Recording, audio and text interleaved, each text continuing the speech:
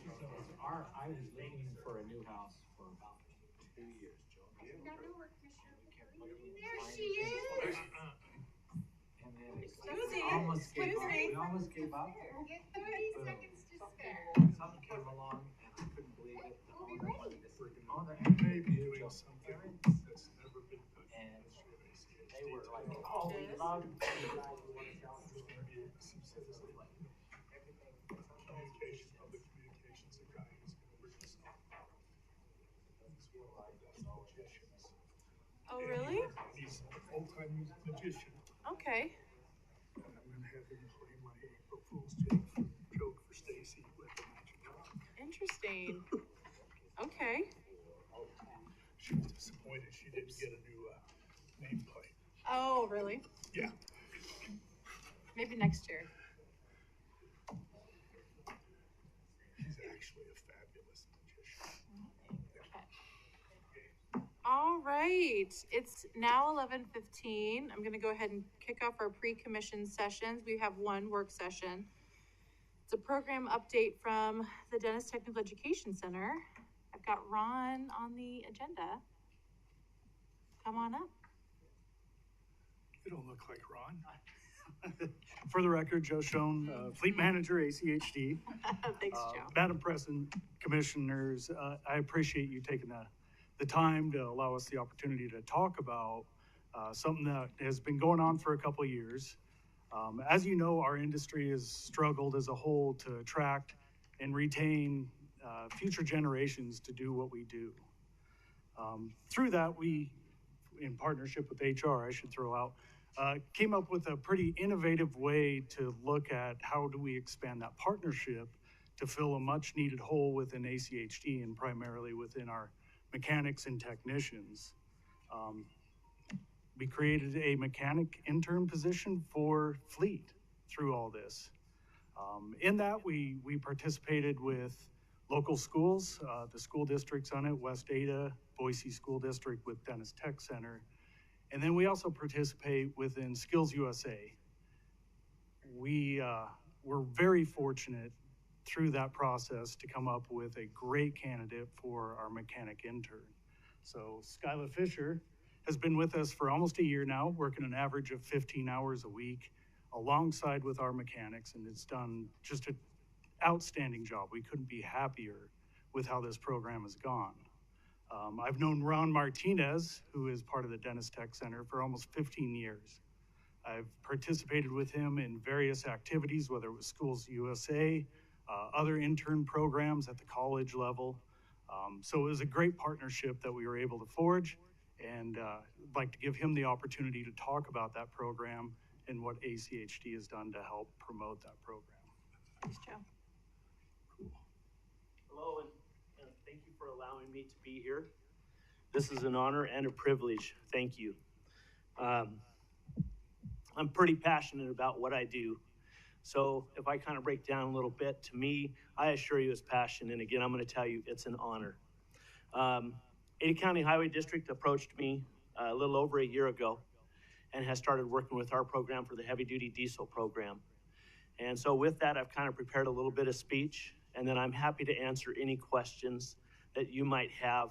But I really want to put out there is Ada County Highway District has been absolutely a joy to work with, and definitely has made a huge impact within my program, but also within students. So with that, I'll start this, and again, thank you.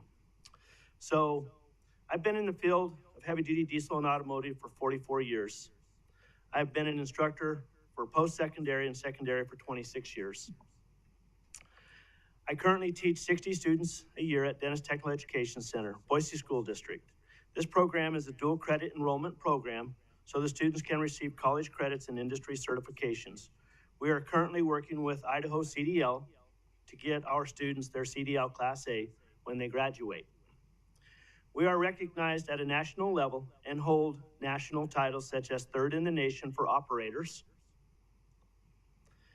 and heavy duty diesel techs, we are 7th ranked in the nation.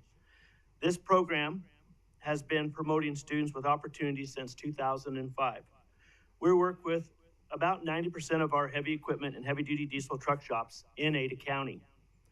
We have students employed in just about every shop in Ada County and beyond. The diesel technology, excuse me, and beyond. The DTEC heavy-duty diesel program holds more titles than any other program in the state for diesel technology at the high school level.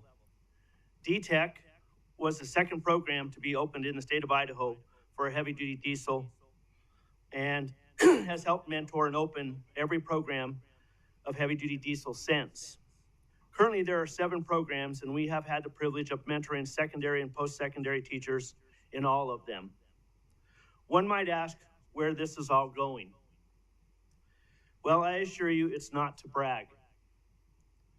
It's to say I started working with ACHD 1 year ago. Since that time, we have encountered some unique situations. At each encounter, ACHD has stepped to the plate and gone above and beyond. The mentorship that they have provided to our student is fantastic. Skyla has taken leaps and bounds in regards to her personal life, her internship, jobs. I have, her internships, accountabilities, and mentoring other students. All in all, ACHD has done one of the best jobs I have ever seen for mentoring and making an impact in both Skyla's life and mine. Skyla is talking about going to college for heavy-duty diesel at CWI. She would be the first generation in her family to attend. Please keep in mind, this young lady had no idea of her future and was simply exploring heavy-duty diesel. Skyla is talking about working at ACHD for a life and retiring with a good pension. She is one that will give back to her community and help support other students' dreams. The next step is to implement an apprenticeship program which leads me to ACHD. We want to partner and explore with ACHD what this would look like. Because of ACHD, outstanding work and mentoring with Skyla, we here at DTEC would like to pursue an apprenticeship. We have performed a job shadow and internship to make sure that both ACHD and Skyla are a great family fit. We would provide the rough draft and then work with ACHD to finalize an outcome for the apprenticeship program. Thank you for all that you do. We appreciate the opportunity to speak, and we look forward to working with ACHD in the future. With that being said, having the opportunity to work with such a large industry partners that I do have, ACHD, when I say has truly gone above and beyond and has put forth a very good effort and a positive attitude to work with our high school students as well as myself in order to promote our future generation. I highly want to stress on that level for the mere fact that as an instructor, I struggle sometimes to put students out, and when I do, it's not always that our mentors or our industry partners look at them as a high school student.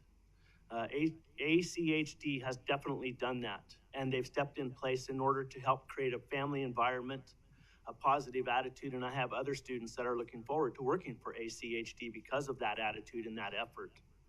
So with that being said, I know that Sherry, Jennifer, and Joe have definitely gone out of their way to make this such a positive thing. I just wanted to say thank you to those three, as well as thank you for this opportunity to speak with all of you. Wow, thank you, Mr. Martinez, and thank you, Skyla, for your tremendous interest and effort and being a part of the team. It's, as another first-generation college student, I know how scary it can be, and just so grateful for your work too, Mr. Martinez, and how important setting up the next generation of engineers and operators and mechanics is so integral to not only ACHD's mission, but our society. And yeah, thank you so much for sharing your thoughts and your work to support the next generation. But Commissioner Hanson, did you have something? I just agree with you. Okay, thank you. Commissioner Goldthorpe. Yeah, for years, when I had 7 kids at home and 5 cars, the automotive side of your operation kept my family's cars running. And, you know, so, I mean, this is great. I'm grateful that she was able to survive Chris Kearns and a few of the others. I've known Chris since he was about 10 years old. But anyway, this is really a great report. I couldn't be happier. And what you say about the culture and atmosphere around here is absolutely the truth. And it's what we try to cultivate so that we attract and retain quality people, which apparently we're doing. Absolutely, you are. If you haven't done it, please pat yourselves on the back, all of you, for a wonderful job. Thank you. Thank you. Thank you. Thanks, Joe. All right, so we've got a pre-commission agenda. Are we okay if we just kind of roll right into it? Okay. So I'm gonna be making a request to move item number 6 on the consent agenda to the regular agenda as item number 1. So just a heads up for all of you. And then I don't think any housekeeping items.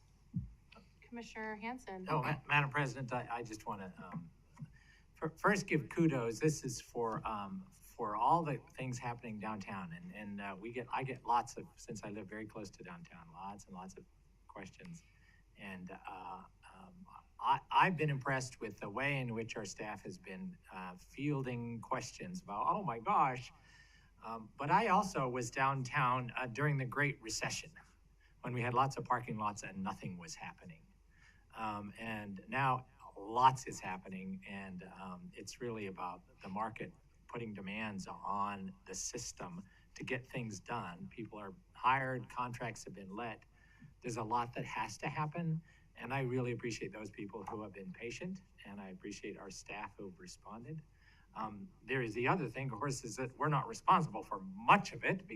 It's not an ACHD project. It's CCDC projects, it's water projects, it's sewer projects, it's canal projects, it's other things that have to be done during the spring and summer months.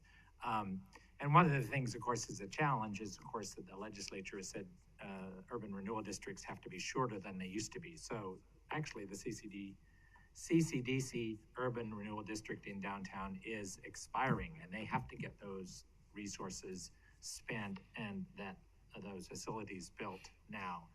If we had a longer time frame, perhaps they could have been a little more flexible in scheduling some of those projects. But I just want to say, yeah, it's frustrating. It is super frustrating, but be patient, and over time, we will be doing lots of things in downtown Boise and not even thinking about how inconvenient it was while these things were being built. We'll be going there and enjoying ourselves, and the economy will be thriving because of that investment. So just be patient, and kudos, Shandy and your team, for fielding all those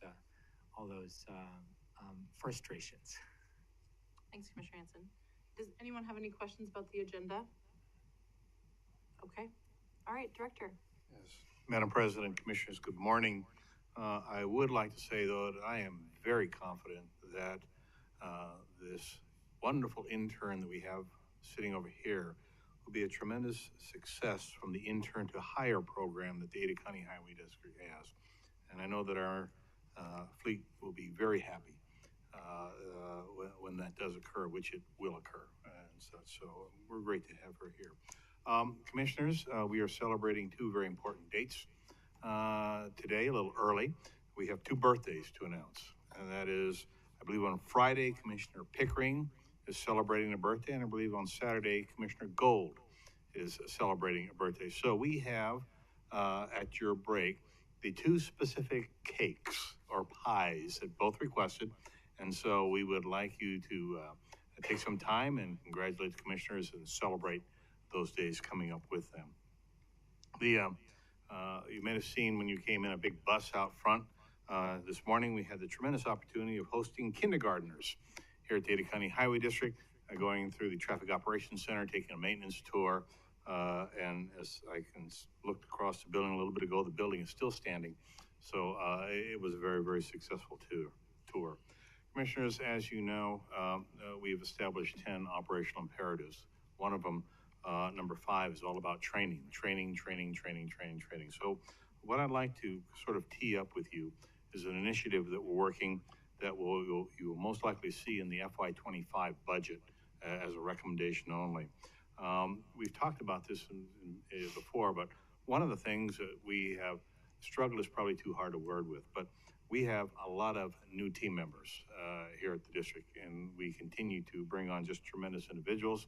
But our experience levels kind of go down a little bit when it comes down to heavy operations and such. So we've been looking at this for a little bit of time now, and to the potential of incorporating simulators into the ACHD environment so that we can, the goal is to increase experience levels without burning fuel, without putting big vehicles out on the roadways if we don't have to and such. So earlier this week, some of our team members representing fleet, staff, operations went out and visited an area that had a couple of these simulators already set up and working. I think the report back is very useful. So what we're going to be looking at is, before we do anything, is establishing a training scenario, a training core, a training concept before we spend a dollar on anything at all, to understand the who, the where, the what, and what type of scenario this would be, and what type of targeted operational individual we'd like to have in there. And that time frame is going to be going through the summer as we look at how we would set this up, make a presentation to the commission for your approval, and then how that would be continue to be part of the ACHD maintenance and traffic ops environment. We're also going to look at how would we stand up a core set of instructors or instructor, train to trainer, so to speak, as we move down. Because again, this is not something I believe that you say, here, it's your turn, go grab a bunch of new folks and put them in the simulator. This is something that has to be, again, a strategy that has very defined objectives and very defined required outcomes, so we can continue to grow the experience levels of our tremendous team. And so as we work forward, we are going to be looking at the potential of purchasing, again, with your concurrence, that type of simulator to house it here. Such, I believe, and not to sticker shock you, but when it's all said and done, this is going to be about $500,000 and such. So I want to give you a heads up so you're not surprised. The budget committee and teams will be looking at this, and you'll probably see that in your upcoming budget request. But I think it's incredibly important that we leverage the technologies that are out there without having to put individuals in vehicles that they may not have the best amount of experience levels on, such as we go forward. In front of you, you have this month's impact fee summary, and I will, as you've probably seen there, Meridian continues to lead the group when it comes down to both residential and commercial. I believe Star is in the second place. I shouldn't say second place, number 2 when it comes down to residential, and Boise is running in number 2 when it comes down to commercial. Now, what's interesting, I sent this out to you a little earlier today. We have seen over from last March 2023 to this March 2024, we've seen an uptick in residential impact fees, but we've also seen a downturn in commercial compared to this time last year. We still believe that we'll be hitting our projected goal of $20 million on impact fees through the year. As a matter of fact, we are 36,000, I think was the last number I saw, ahead of this point last year for impact fees across the board. Now a somewhat of a sad but then a happy and an exciting announcement. As you know, Aaron Williams will be briefing you later today and such, so be kind. But this will be his last presentation as an ACHD member here at the Commission. He has accepted a position as the Director of Constituent Services for Canyon County. This is an amazing promotion opportunity and such. So once again, Ada County Highway District, hosting the best, is sending the best to ensure those great credentials are shared with other members here in the Treasure Valley. So He'll be, like I said, this will be his last presentation, so Commissioner Goldthorpe, no ratings, no nothing. If I give them a low enough rating, will they rescind the offer and I've already told them that I'm sending a message to their hiring saying, what the heck, why are you, no. And so we're very excited about his new opportunity, and of course, we're not too excited about him leaving the district. So commissioners, that is my presentation for today. If you have any questions, more than happy to try and answer them. Thanks, Director. Commissioner McKinney? Madam President, Director, just a question back on the simulator. Is it possible, just a thought that came to mind while we were discussing this, is it possible that the use that we would have for simulators for training heavy equipment operators and such might not necessarily justify us purchasing all of this? On the other hand, is it the sort of thing that we could work in conjunction with CWI or, the Dennis Technical Education Center, some organizations that are already involved in training people, and that way we have an investment, but it's not the full investment and it gets used. Is that anything that could be potentially doable? Madam President, Commissioner McKinney, no, absolutely. Again, as we start this journey, we're at start one, and we have to work out what type of training program, what type of expectations, and how we might utilize that going forward. So that's part of the process that the team will be going through and such.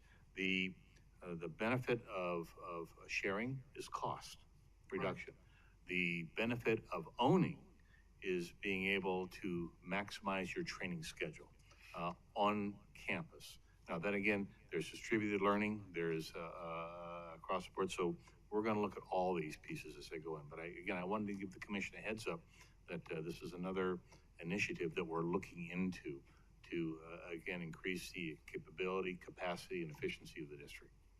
Great. Thank you. Commissioner Goldthorpe? Yeah, I'm pleased to hear that. I'm a huge proponent of training and continuing education. The phrase was coined that we don't want this agency to be considered a career pit stop, but a career shop. And this kind of thing just goes hand in hand with that philosophy. But like Commissioner McKinney said, I think we need to investigate all avenues of this. And I think that whichever commissioner has had the most experience with the equipment rodeos should be part of this. I knew that was coming. Somewhere, somehow. I think Commissioner Goldthorpe wants the simulator to be named after him. It'll be Is that what would make you supportive? Yeah. Thanks, Director. Okay. Any other questions? We got somebody else who wants to contribute behind you. Mr. Martinez?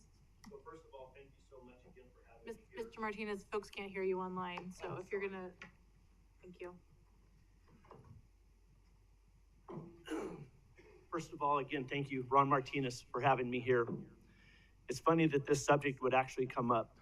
DTech, Dennis Technical Education Center for Boise School District, is actually exploring this avenue for simulators. We actually have one simulator within our lab right now, and we're working on 5 others that would actually be able to accommodate what you guys are actually talking about. So thank you for that comment, Mr. McKinney. Is that correct, sir?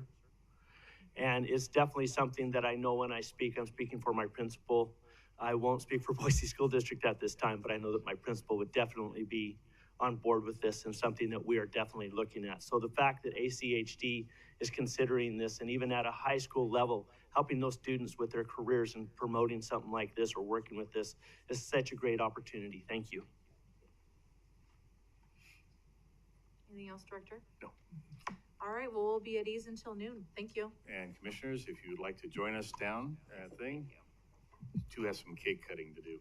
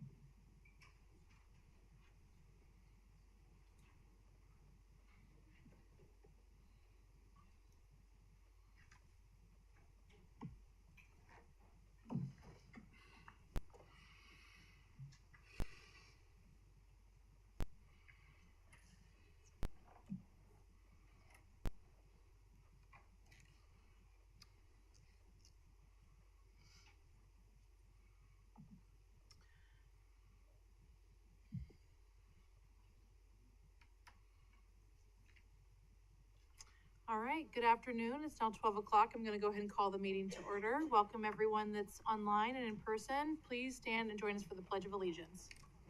I pledge allegiance to the flag of the United States of America and to the republic for which it stands, one nation under God, indivisible, with liberty and justice for all.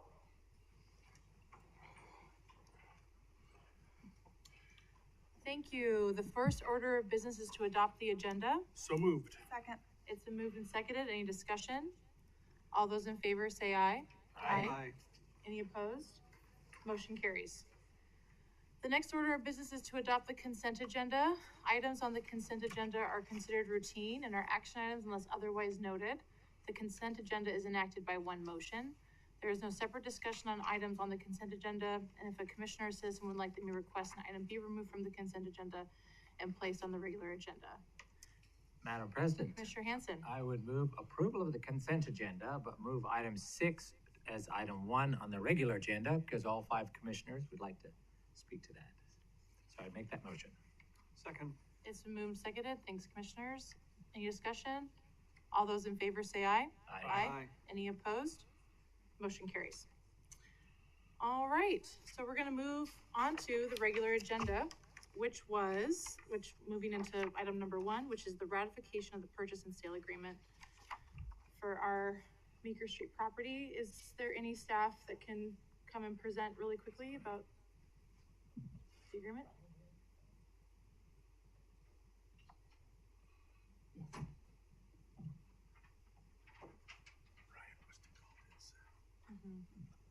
Thanks, Steve. Madam President, Commissioners, for the record, Steve Price, General Counsel.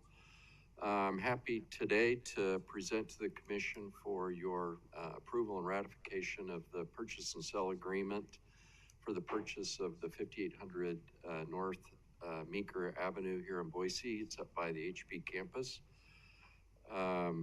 This has been an exciting opportunity for ACHD. We became aware of the availability of the property earlier in the year. We had been looking for other locations, actively seeking, because of our agreement that we had with Garden City regarding the salt shed. We also have a split campus between many of our team members, and the goal's always been to reunite all of our employees into one facility.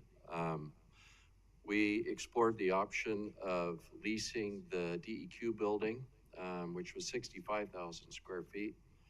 After we did economic analysis, it was clear that we would be spending in about 15 years north of $40 million. And at the end of that lease, we would own nothing. This opportunity, oddly enough, came up through one of our fine employees who found it. It's been a long road to get it done. It's taken a lot of finesse and negotiations, and it originally was listed for $20 million. We negotiated at that time down to $17 million. After we received many of the inspection report, we were able to negotiate that down to $60,400,000.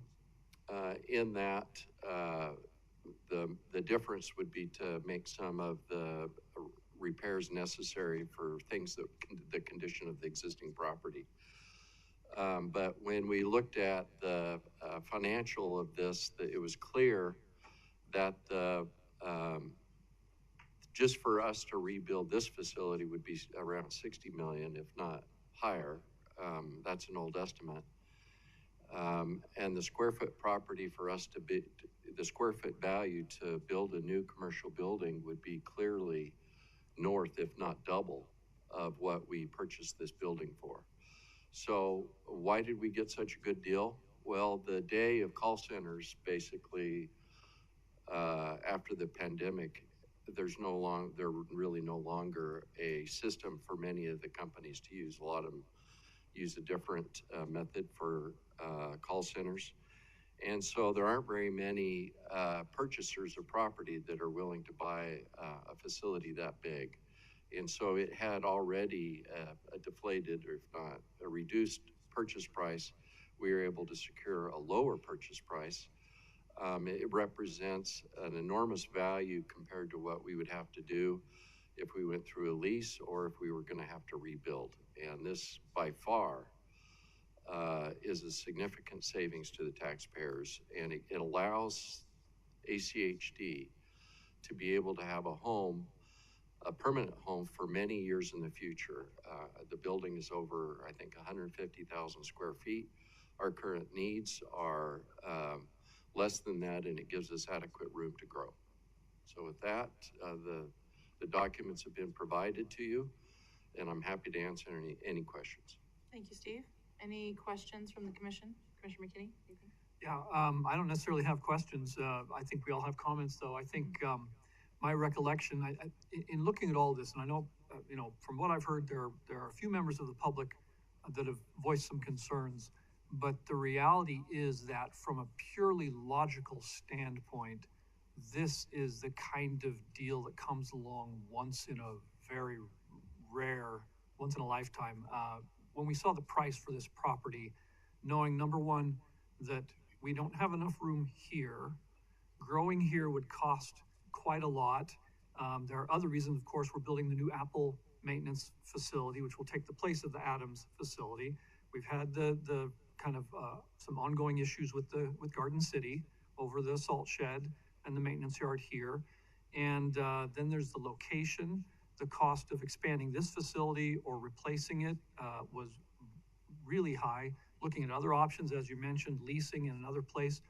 When you put it all together, if you were to do a formal, if I were to sit down and do a formal cost-benefit analysis for the cost of moving and taking this property as opposed to all the other options, including every single frugal option you could imagine, this move beats it by a mile. So I am absolutely on board with this, and the concerns that were, and here's one additional word, is that after moving to the Meeker property, eventually a few years down the line, we'll be selling this property along with the Adams yard, and it's very likely that the sales price for this property is going to be double, triple, or more what it's costing us to move into a new and bigger facility. So all around, it was a no-brainer as far as I was concerned, and I think most of the other commissioners agree.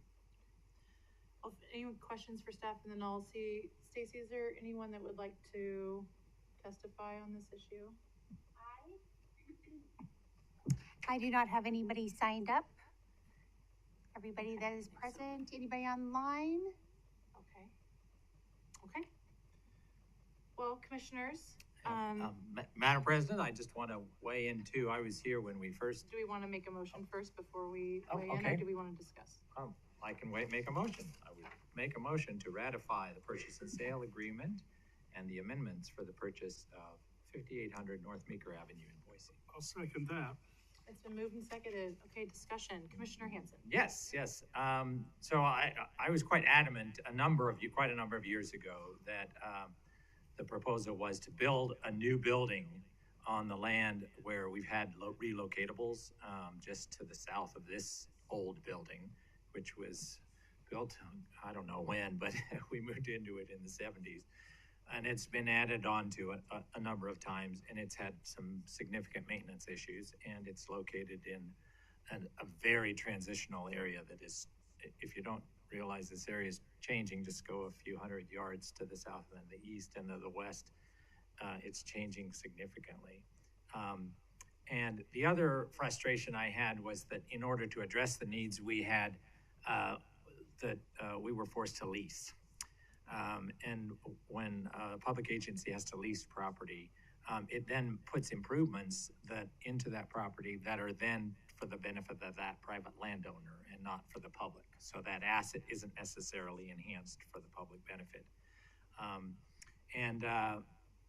I too, like Commissioner McKinney, was surprised that there was a facility that it no longer used for its purposes, but suited our purposes much closer than anything I'd seen before, and I was astonished. It's also more centrally located. As the county has grown, I don't know what the center of the population in Ada County it was in 1970, but I would guess it was pretty close to this area near Orchard. The center of the county's population is definitely probably closer to Eagle Road or Cloverdale Road, or perhaps even further west. So the opportunities, everything aligned, and sometimes that happens. You have no, this doesn't work. No, this doesn't work. Years of no, this doesn't work, and realizing that maybe we won't get there, and then something opens up. The challenge with a public agency when the private sector knows you're out there looking for something is the price doubles because you're stuck with whatever the price is they're willing to sell at. We see this in our right-of-way issues a lot. Sometimes the price goes much higher than what perhaps it would have otherwise been, because you're in a negotiating position. You have to negotiate for that price. And so I was particularly pleased that we were able to move on this. And I think, if you look at the numbers, everybody look at the numbers, look at the analysis, look at the maintenance costs of this newer building, the roof, the AC, all of the other component parts, and the maintenance obligations that we would have to incur in a building that actually we've outgrown and doesn't suit us, and we have to have leased facilities. Compare that analysis, and I think this is one of the most fiscally prudent decisions in my 12 years here that we will make. I just want to point out that last week we were talking about basically a 1 mile section of arterial roadway that to improve it to the level in which we may have to improve that is $30 million. So we deal with these price tags a lot with respect to expanding roadways throughout the county. And that's why in comparison, this looks like we really shouldn't pass this up. We are obligated to the taxpayers to make sure that the assets that we accept and the assets that we also sell back to the private sector, which is this property we're on right now, is in the best interest of the taxpayer in the long run. So I'm really pleased to see that this is before us and that we can move on it. And I know the move won't take place for a number of years, but it's appropriate. Thanks, Commissioner Henson. Any other comments, discussion? Commissioner Goldthorpe? I'm a guy of pretty much few words, but I'll agree with everything that's been said. And there's plenty out there in a gigantic, huge press release that we released yesterday that gives all the data. I had a discussion with my next door neighbor who's a paving contractor about this morning, and he was chuckling at something that Jim just said. He says, well, that's less than the cost of building a mile of road. Yeah, so here we are, and we hope we don't have to take too much guff over this because the motives are pure. The money is great, and it'll all wash out when we have this property here sold. And if anybody's really interested in developing this property, we do have people that accept checks as time goes on. That's it. Commissioner Gold? Yeah, thanks. I'll just, echo a lot of the points that have been made. I think it's, if anybody has ever visited this headquarters, it's doesn't have a very cohesive layout. But, the agency has made do for as long as possible, but then has outgrown the space and had to lease So we looked at many options and considered many factors, and having a space that meets the agencies and the public's unique needs and will be owned by the public is a big benefit. And I also think that having our staff under one roof will definitely enable better collaboration and communication that will be necessary to realize the quality of work our residents expect. So I think that's a huge piece and something that's really exciting for all of our residents and the district. Well, thank you all. I just want to echo what's been shared, but highlight a piece that I think some people have picked up on. Steve had mentioned, we have made an agreement with the city of Garden City to move our salt shed and vacate this property. And this is a huge step to fulfill that agreement and trust with Garden City, and it paves the way, no pun intended, for some truly transformational investment and redevelopment on this 11-acre property that we currently hold. So, it's going to, Garden City, as we know, it's going to look totally different once we sell this property. There's not going to be barbed wire along the green belt, hopefully, and all of that good stuff, which requires us to physically move. So, just really grateful for our staff's due diligence, their research, and the commission's, also being very diligent about this search and whether or not we're making the right investment. And very proud to have been on this journey with all 5 of us. So with that, commissioners, is there all those in favor, say aye. Aye. Any opposed? Motion carries. All right, moving on to the second regular agenda item. It's the Linden Street Broadway to Boise Avenue concept study adoption. This is a request for approval. Welcome, Mr. Aaron Williams.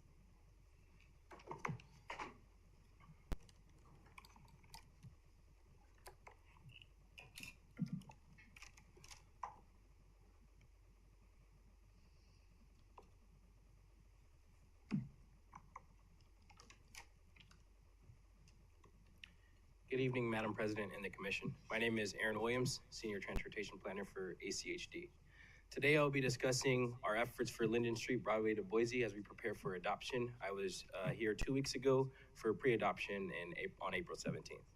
In this presentation, I will discuss the project team that I worked with for this concept. I also discuss the project area, highlight the outreach efforts that we did, go over the recommended alternative, updates to the additional consideration, as well as provide staff recommendation for the Linden Street Broadway to Boise concept study. The project team. I work closely with planning, traffic, projects, as well as accessibility and mobility here at ACHD. I also work closely with City of Boise, Tessa Greger and Mike Bizanjo, Division Chief Fire Marshal for the City of Boise. I also work with VRT and the schools, Boise schools, Lynette Daw, and the 2 principals at White Pine Elementary and Timberline High School. Here's a slide illustrating the project area. It starts from Broadway and goes all the way to Boise Ave. On this slide, I call out Timberline High School as well as White Pine Elementary. To note, on the north side of Linden, there's a track and field as well as student parking that Timberline has to use for students to be able to cross back and forth. They cross back and forth on Linden. I also call out the Linden and Geckler intersection as well as the Leadville and Linden intersection. I also want to note that City of Boise is working with ITD on a concept study for connection from Linden and Broadway up to the Federal Way Bikeway. The current BLTS and PLTS for this corridor is about a 3. It starts as a 2 from Broadway, and as you progress down, it goes to a 3 towards Boise Avenue. Public outreach efforts. Back in December, we started public outreach in December 7th to December 20th. From there, we were just trying to understand what the public wanted out of this alternative, out of the concept and alternatives. There, the public told us to look at traffic calming measures. They also wanted us to look at bike and pedestrian facility improvements, as well as improved safety for all. They also highlighted that intersection and traffic flow should be addressed with the alternatives that we present forward.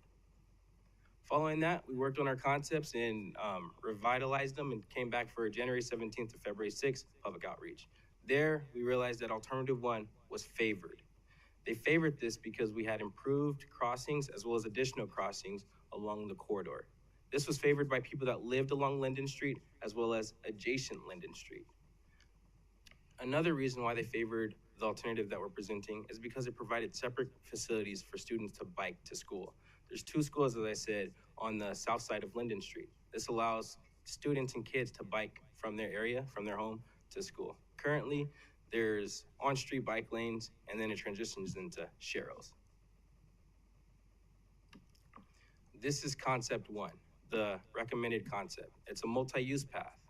On this, we have a 10-foot multi-use path on the south side of Linden. We also have a 5-foot buffer on the south side of Linden. We have 7-foot sidewalks on the north side, as well as we're calling out for a full signal at Boise and Linden intersection. Currently, there's a restricted intersection for right turn and restricted on left turn pickup and drop off. We also have raised crossings throughout from Boise Ave all the way to Broadway. I'd like to note that this was the alternative that was favored by the city of Boise, VRT, and staff here at ACHD. From our last conversation back in April 17th, we realized that there were some additional considerations that should be discussed when we're progressing with this project. So in that, we made some updates to the plan, which looked at intersection of Linden and Leadville, all 4 crossings on the intersection. We looking at the feasibility and design and what that looks like and the different treatment options we can do within design. We also talked about the lane width from Broadway to Geckler. That's something that we can look further into design once we actually get boots on the ground to conduct the surveying. We didn't do survey this part, we just based it off of parcel information from the Ada County Assessor. Staff will also coordinate with the city of Boise and ITD to look at different treatments for connection from our facilities to their facilities that they're coming up with for their bikeway. We also call out for coordination with ITD in the design phase on potential improvements to Broadway Ave and Linden Street intersection. Staff recommends the adoption of Linden Street, Broadway Ave to Boise Ave corridor concept study, alternative 1, multi-use path as presented. I'll stand for any questions. Thank you, Aaron. Commissioners? Any questions for staff or Madam President? Commissioner McKinney?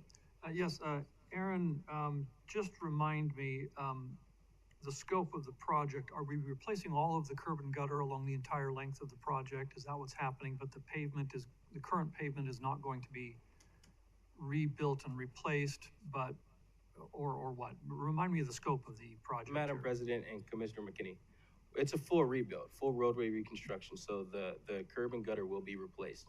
Also, to mitigate right-of-way from Geckler to Boise Ave, we're shifting the road up to the north because we had additional right-of-way that we could play with up there. Okay. So a complete rebuild, and what we're looking at right now is, I seem to recall, what's our estimated cost for the design process and then the construction?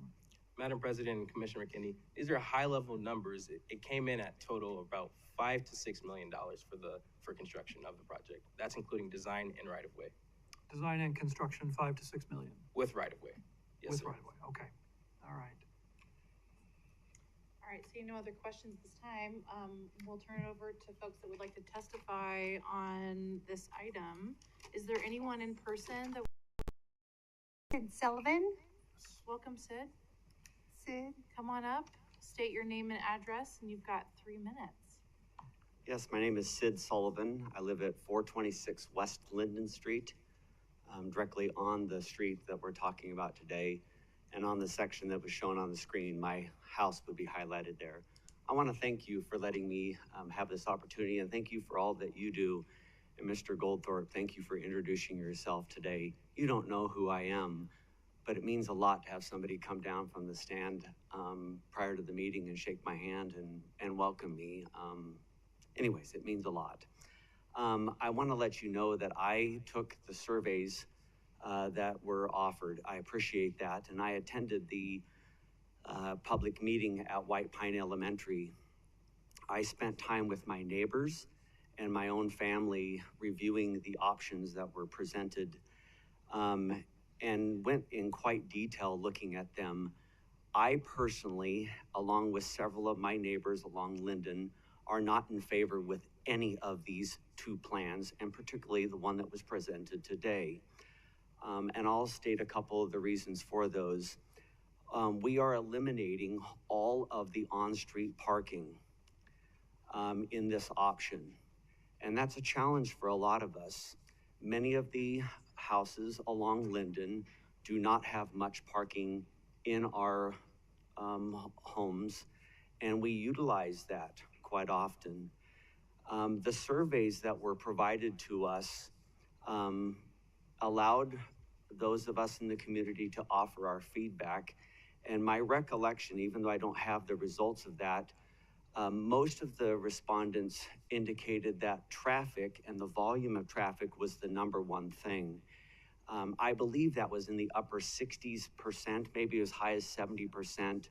And the actual numbers that were responding as it pertained to the volume of pedestrian, that is bike and walking, those numbers were very small. And what was being presented today addressed the smaller percentage, not the higher percentage. Now, those of us that live along Linden are concerned with the volume, or excuse me, the speed of traffic. And we think that our dollars, the taxpayer dollars, could better be spent by simply putting speed bumps to slow down that traffic. But one of the other concerns that we have with the issues or the presentation today, the number one, is that what happens with our mail delivery trucks or the Amazon delivery or the UPS trucks? Where do they park as they come up and down that street? There's nowhere for them to park. Are they going to park on the curb? Are they going to pull into our driveways? And for those of us, many of us who back into our driveways, it's a big challenge for us as well. And it's challenging because there are trees, large trees, that limit us where we come in and out. And so to be able to back out onto the roadway is a huge challenge for us. Thank you, sir. Next signed up, we have G. Scott Fay.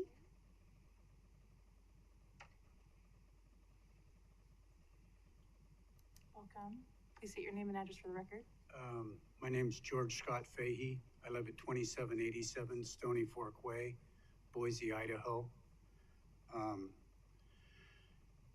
Board President and members, thank you very much for this opportunity. I believe Mr. Sullivan presented you a very fine presentation as outlining some of the problems. As someone that lives on Linden Street, I'm someone that lives adjacent to Linden Street and use Linden going past the schools and to Broadway Avenue on a daily basis. I'm a registered professional engineer, number 5763, retired. I was graduated from the University of Idaho and took several classes in transportation engineering. I believe you could spend your money, your money would be much more efficiently spent if you dedicated a center line or a center lane, pardon me, the full length from Geckler to Broadway, so that Mr. Sullivan and his neighbors would have the ability to get out of traffic to maneuver into their driveways. Do away with the bike lane from Geckler to Linden, or pardon me, Geckler to Broadway. It goes nowhere. There's nowhere to receive those people on bicycles, and there's very little commercial activity that occurs once they would arrive on Broadway. They can arrive on Broadway going up Boise Avenue currently in well-established bike lanes. I know you'll have to interject with people that have jurisdiction over the intersection at Broadway and Linden, but you folks have the authority to do that, unlike the people that have to drive it daily. That intersection needs to be redesigned so people turning right going northbound on Broadway can more easily get onto Linden Street. Right now, large trucks delivering products to Albertson and others, D&B, those trucks can barely make it around that corner when people are in the left turn lane. The main problem from Geckler to Boise Avenue is traffic coming to drop off and pick up children. There should be a dedicated lane going out into the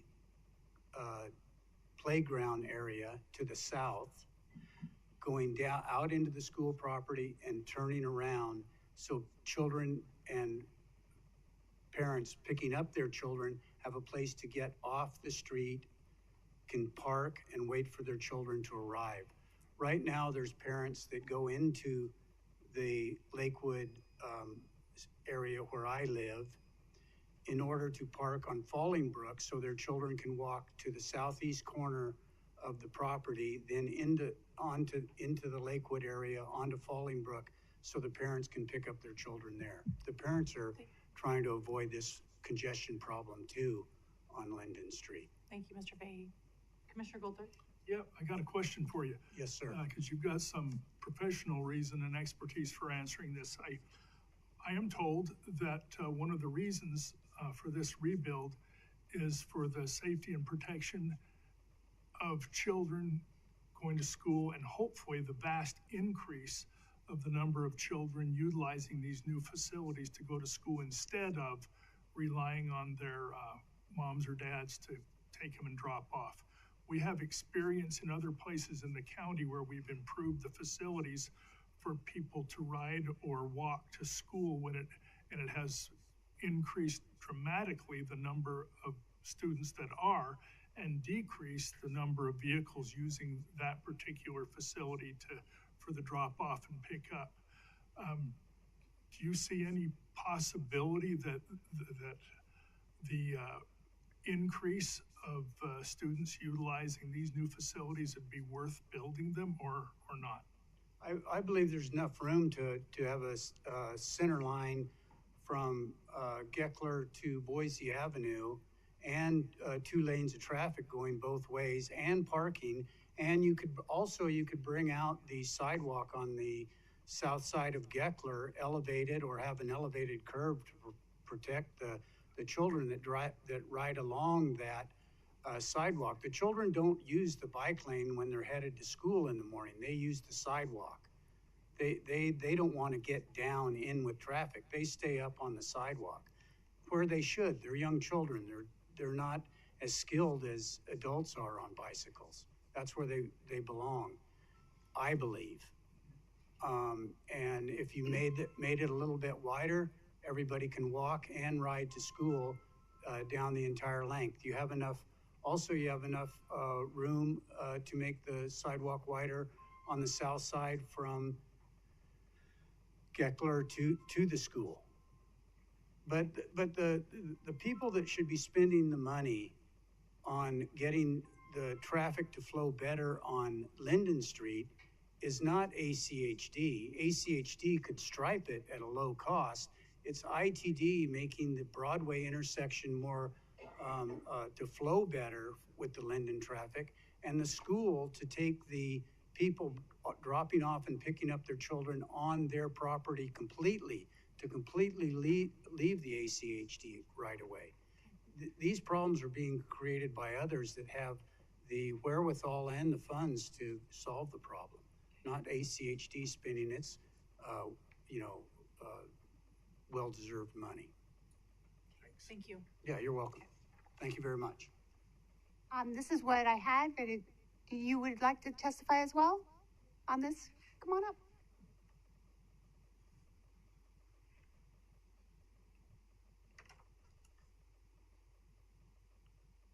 Hi, I hope you don't mind I read something just because I wanted to get my points across. Just introduce yourself and your address, please. Thank you. Excuse me? Just state your name and address, please. Yes. My name is Amanda Sills. I'm at 209 West Linden Street. That's the corner of Linden and Geckler. I'm a small business owner. My husband, Scott, is an engineer at Micron, a director and inventor there.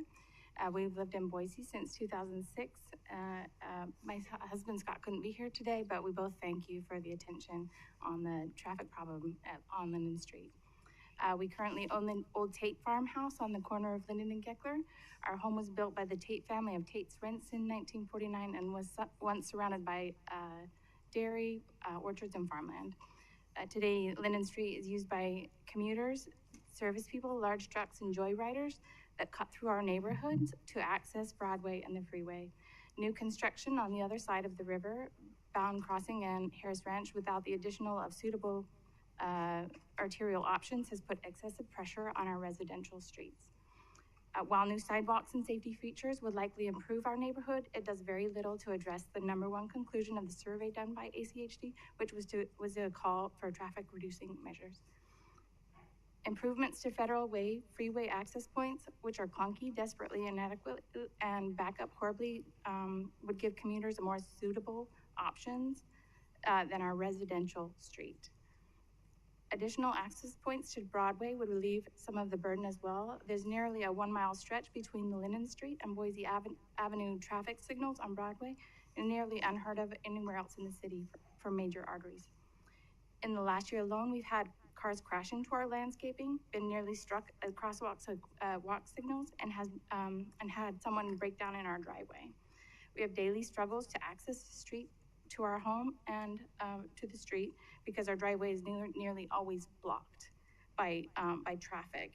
But also, most of these people are friendly commuters, but some are eager and aggressive, and they speed, and some of them are joyriders, definitely. And because we live in Boise, many of these vehicles are loud trucks. The noise from our street begins at 5 a.m. as commuters start their day, and eases around midnight when motorcycles and joyriders have gotten revved up.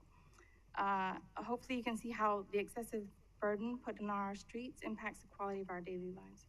We understand that the city is changing. We welcome all improvements to our streets, specifically the raised street at the Linden and Geckler crossing, pedestrian improvements, and the new traffic signal on Boise Avenue, but ask that you do not condone cut-through traffic, rather plan appropriately for growth. The values are all of our residential spaces through the use of traffic calming measures and by improving more suitable alternate routes. Thank you, Ms. Seals. Thank you. We have some people online. Nina. There's several Ninas. Which one are we? Hi, Nina. Hi, is it Nina Pinner or? We're gonna go with you. Yes, perfect. Okay. Great. Good afternoon, Madam President, Commissioners. My name is Nina Pinner, and I live at 1516 North 21st Street. Today, I'm testifying as the Advocacy Director of the Boise Bicycle Project, and I stand in strong support of the proposed Linden Street study, specifically advocating for preferred alternative concept 1. At the Boise Bicycle Project, we serve underprivileged communities who rely on biking as a mode of transportation. For these individuals, safe streets are not a preference, but a necessity. The proposed improvements along Linden Street, including bike and pedestrian enhancements and potential traffic calming measures, are crucial steps towards creating a safer and more inclusive environment for all road users. At BVP, we've donated over 13,000 bikes to children in need.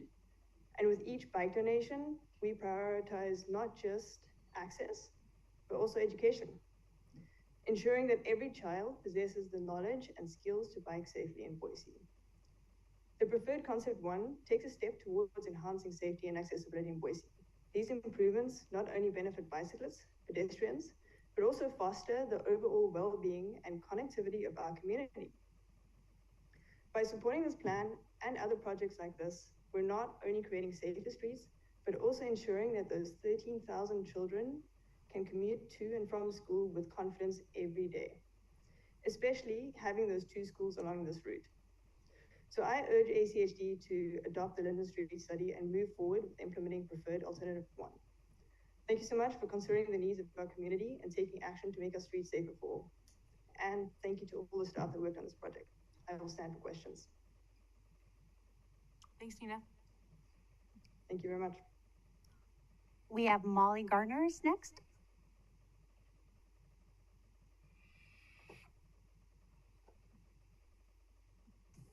Hi there, thank you so much. Let's see. Madam President and Commissioners, my name is Molly Garner, and I live at 4479 East Logger Drive, Boise 83716. Thank you for hearing me today. I support alternative 1 with broader and separate sidewalks which could accommodate pedestrians and cyclists for children and commuters and safer pedestrian road crossings. I'm a mom of a Timberline graduate and a student who is currently a junior. I'm a daily, year-round bicycling commuter, but every morning I drive my son to school because I'm so uncomfortable with the idea of a 16-year-old navigating the streets around his school by bicycle. Last week, my son forgot his wallet, and I rode my bike to Timberline to deliver it to him before I headed to work.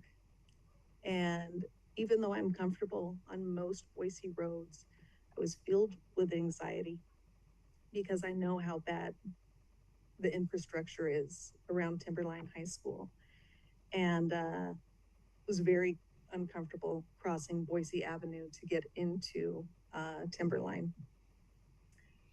This morning when I dropped my son off at school, which is a late start day for the high school, I saw little kids and teenagers crowded on the curb intending to cross the dangerous intersection.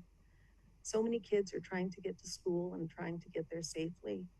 Improvements along Apple Street and Boise Avenue are also greatly needed. The only thing that makes the area right now sort of safe is that it is so congested and so people are moving very slowly. In regard to parking and mail trucks, I say that when I ride down Boise Avenue and see a mail truck in the bike lane, I simply slow down and I pass them when it's safe to do so. I understand that sometimes I have to share the bike lane with mail vehicles and other delivery vehicles. I'll say this too, this happened about a year ago. I really appreciate the lowered speed limit that Ada County Highway District put in going down Boise Avenue, leading up to Timberline. And that's all I have to say. And if you have any questions, I'm certainly eager to hear them. Thanks, Molly. Next, we have John. Hello, folks. Can you hear me? Yes. Wonderful. Thank you. My name is John Bankston. I live at 717 North Pond Street in Boise, and I thank you for the opportunity to speak today. I'd like to voice my support in a personal capacity for Concept 1.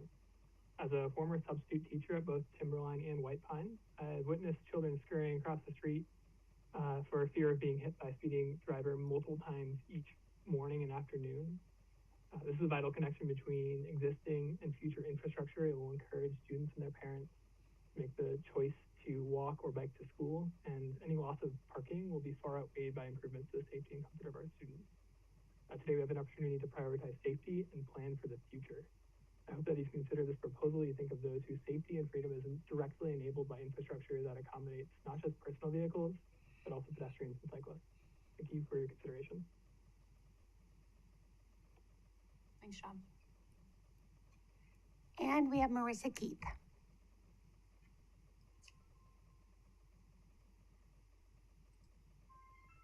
My name is Marissa Keith. I'm coming from you today from Idaho Smart Growth at 280 North 8th Street in Boise with the Safe Routes Idaho program.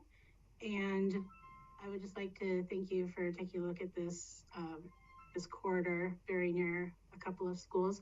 The only maybe question I had, I could not tell from the documents that were online, but where there do appear to be a large number of driveways that access this road, and I'm hoping that where the pathway crosses those driveways, that the pathway will maintain the same elevation, so it's not kind of got this roller coaster effect for people who are riding their bikes on that, especially on the side where the 5-foot buffer is. It might not be possible on the other side, but on the side where the 5-foot buffer is, it would be great if that sidewalk maintained its elevation all the way across and the driveway ramp came up to meet that. That's all. Thank you. Thanks, Marissa. Someone from the staff would like to address that question. Aaron, would you like to address the question? Good evening, Madam President and the Commission. Is there any questions that you guys had for these? I think Mrs. Keith was talking about the grade and all of that with the driveways. Can you speak to that at all? Yeah, Madam President and the Commission, it'll be at the same grade throughout the corridor as well as a road curb, and it's pretty standard how we address that within Ada County. Thank you. So yes. All right, is there anyone else online? That is all I have signed up. Is there anyone else? Oh, Chris? If possible, I'd like to share as well. Sure. My name is Chris Ravenscroft. I live at 3221 South Raindrop Drive, which is adjacent to Linden, and I have a 5-year-old son that currently attends White Pine Elementary. While I like the idea of the multi-use path, I agree with one of the previous gentlemen that it's probably not the biggest problem. I would agree that the intersection with Broadway and Linden is a big issue. Oftentimes, traffic backs up to halfway to Geckler or even more at peak business hours, and the corner turning off of Broadway onto Linden is very tight. And I've had issues myself trying to make sure that I don't hit anyone on that corner. Also, again, the center lane on Linden as well, I think would help, even if the intersection can't be improved, just with traffic free flowing, being able to turn right on Broadway. And so agree with, there's probably some improvement that could be done with how the drop off and pickup is done at White Pine as well. Thanks, Chris. Commissioner Thank you. Yes, Chris, do you see it as not any problem at all that students are having such a difficult time riding and walking to school? I realize you considered the Broadway, that's a problem, and as you probably already know, we can't do anything about that with this project. But what are your thoughts about getting more kids to school on their feet or their bikes safely, instead of just adding to congestion by taking them by car? With my personal experience dropping off my son each morning, I see many people using the sidewalks and crossing, and as soon as our son gets bigger, he will as well. I believe the crossing guards from the school are a very good idea that they have on the intersection of Geckler and Linden, but I already see it being utilized. Thank you. So is there anyone else online that would like to testify? Is there anyone in person? Sir, did you want to testify? Okay. All right, well, with that, I'm going to go ahead and close public comment period on this. Do we have any follow-up? I have some questions for staff, but I have a couple questions Commissioner for Hanson? staff and this is the concept stage. I attended the open house and looked at the survey. So I just want to give kudos. There's enormous amount of outreach and gathered lots of information from hundreds of people. And we're always kind of tweaking it. The biggest disappointment, frankly, when I speak to them now is that you're kidding. It's not even scheduled for construction until 2030 or later at this point. And that design under the current plan, final design isn't until 2028, 2029.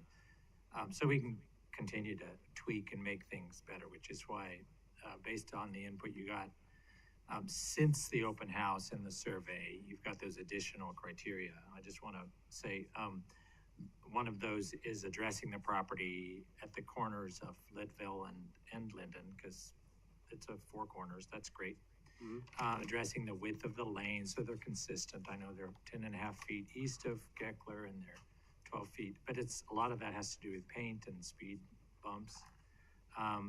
Another is that currently there's a full signal in front of White Pine, and that's the safest. And I think the plan, I don't know if it's inadvertent or whether it would shift it to a PHB, which is a lower level. Drivers tend to respond. Obviously, you stop until it's cleared, and the school crossing guard can use that full signal, which ought to stay in there, even though it's going to be moved. Is have the full signal rather than so that's what I would say. The next one, and I figured this would be a big one for the immediate property owners. While the survey, I saw the analysis of parking utilization, and I've talked to people who live on that street, and they say a lot of times we just don't park on the street because of the risk of being sideswiped. So the parking utilization isn't great. But they preferred the overwhelming preference to the first plan, the multi-use plan, as opposed to the chicanes, the chicanes would have preserved some parking. So what I'm suggesting is that between now and the final design, that there be some discussion with the property owners, because in order to preserve some parking on the north side, and that's really where the concern is that we could then design the sidewalks.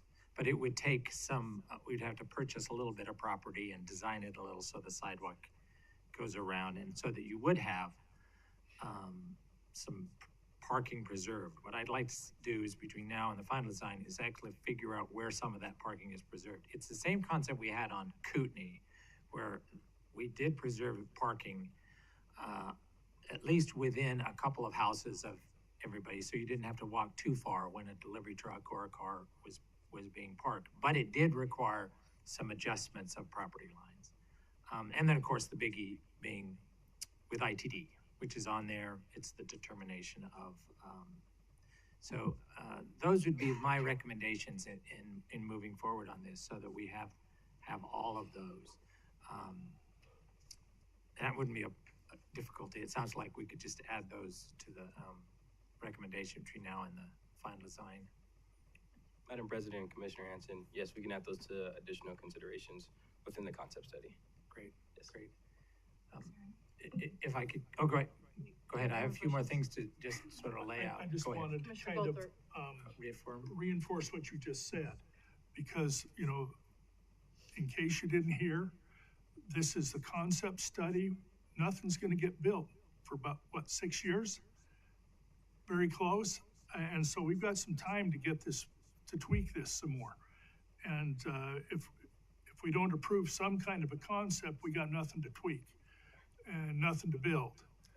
And so that's kind of why we're here today, and why that I think this needs to go forward. Thanks. Commissioner Hanson. So, yeah, I just want to add the context. I really appreciate the neighbors participating. I just want to say, over 12 years, the type of outreach that has been going on with these projects in the concepts has been exponentially better than before. People in the neighborhood feel like, okay, you're listening to me. And even at this early stage, sometimes at the very last stage before we approve a final design, is we hear about things for the first time. Now we're hearing about them much, much early in the process. I really appreciate that. I appreciate people taking the effort, even in addition to going to the open houses, to coming here, to writing letters. We received a couple of letters as well. This road, when it was put in and the Tate Farm was there, was, a country road. One of the biggest mistakes I think the Lakewood development made was they didn't provide access off of Linden. All their access is off of Geckler. And so neither the north nor the south between Leadville and Geckler has any side streets. So you don't have an option to either park, or there's turning traffic to help slow things. So there's this long segment, and that is what the neighbors have been concerned about, especially those having kids walking to school. In fact, the Timberline wasn't there. White Pine wasn't there. White Pine, I remember working on the bond to pass White Pine in 1988. And yet this is the preferred cut through as development has happened to the east. Harris Ranch, you get off of the interstate at Broadway, you turn right on Linden, and you head on out because it's a straight shot. What people are going to do once we've said, okay, you can only drive the speed limit on this road, is they're going to evaluate, is that really the best way to get to my destination to the east in Harris Ranch or Barber Valley? Maybe I better go use Burgesson or Federal Way further down. And so that's part of what we want to do, is to reduce the traffic. Somebody mentioned about, let's reduce the traffic. We're not really in the process of wiping out some homes and cutting through a couple of more cut-through streets to Boise Avenue. That's not going to really work. So our option is to say, okay, we're not going to eliminate the traffic on this. It's still a public road. You can drive on it. You just have to drive, as it is now, a neighborhood road. And it is a little complex. We don't build collector roads like this now. That's the other thing is, when we build collector roads or the cities authorize them and ACHD makes suggestions how to change them, those houses don't exist yet. And so we try to anticipate them. Now our challenge is to fix these collector roads. We've had to deal with this on Nez Perce, on Kootenai. We're going to have to deal with this on Burgesson. A little later today, we're going to talk about it on Taft. So these old collector roads that are now surrounded, they've changed a lot.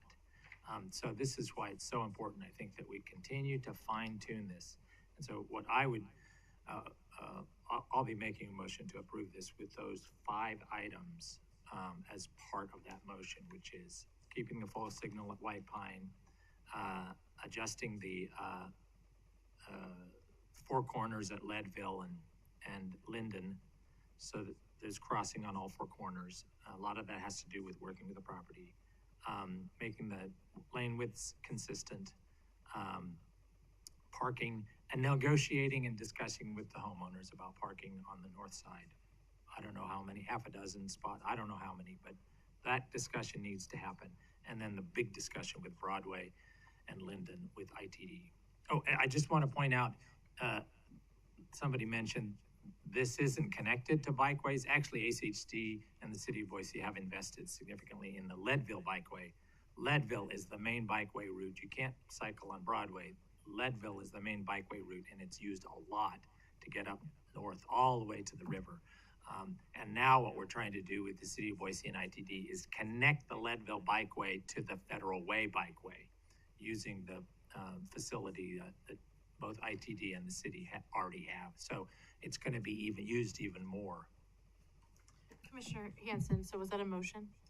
So Or- I would make I think you kind of sounded like it was. And before you make the motion, then I do have some suggestions though. I mean, I think I appreciate your suggestions and the, nudges to staff to explore things in a little bit more detail, but I'm worried about the scope and the complexity of all 5 of those items, and to do that all without some element of flexibility and not, you know what I mean? Like the way that you framed it was pretty really rigid. And so I'm just, because I agree, like the points about Broadway and Linden are well made, but that's beyond the scope of this project. But, how can we kind of explain and explore bigger partnerships and bigger conversations with ITD? I think that's a separate conversation, which I think doesn't need to be in the motion. Okay, it's on the list of things the staff identified as the next follow-up. Sure. That is one of them, the lane widths and the Leadville, Linden. I was just adding 2 more, which is the signal at White Pine and the parking. If that's okay with commissioners, if we add that to the. So is that your motion? That would be my motion, that you add those 2 things to you've already got the other 3. Can you repeat the 2 items, just make sure that I get it? Preserving a full signal at White Pine, even though it may be relocated at White Pine Elementary School. And the other is to identify with the property owners parking locations on the north side. Okay, it's Between Geckler and Leadville. Okay, it's been moved. Is there a second?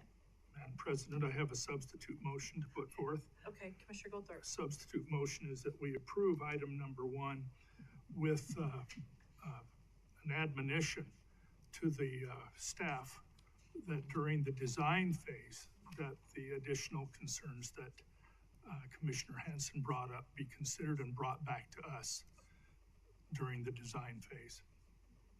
I like that. I'll second it. Okay. Well, the first motion dies for lack of a second. It's been moved and seconded for the substitute motion. Madam President? Commissioner McKinney.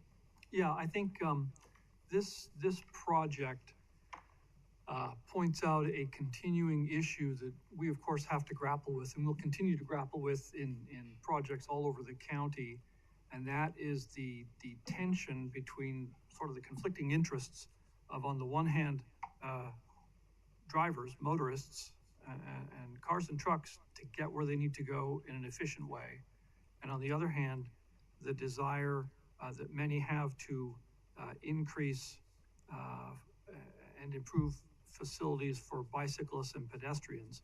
And of course, those two are in conflict, especially in a place like this. In other places, they're not necessarily a big conflict, but here they are because it's an existing neighborhood.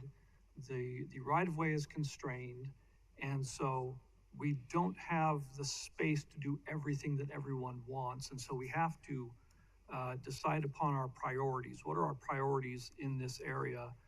As with other similar areas throughout older parts of Boise, older parts of the county.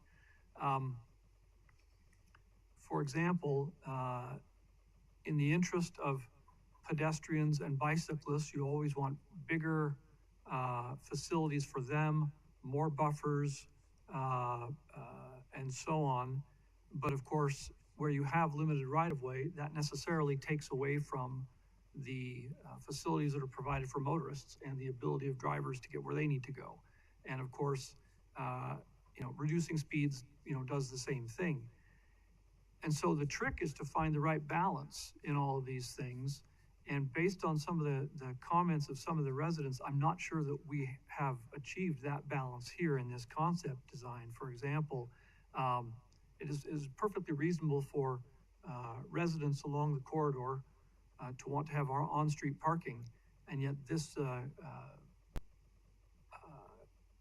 concept number one completely eliminates all the on-street parking.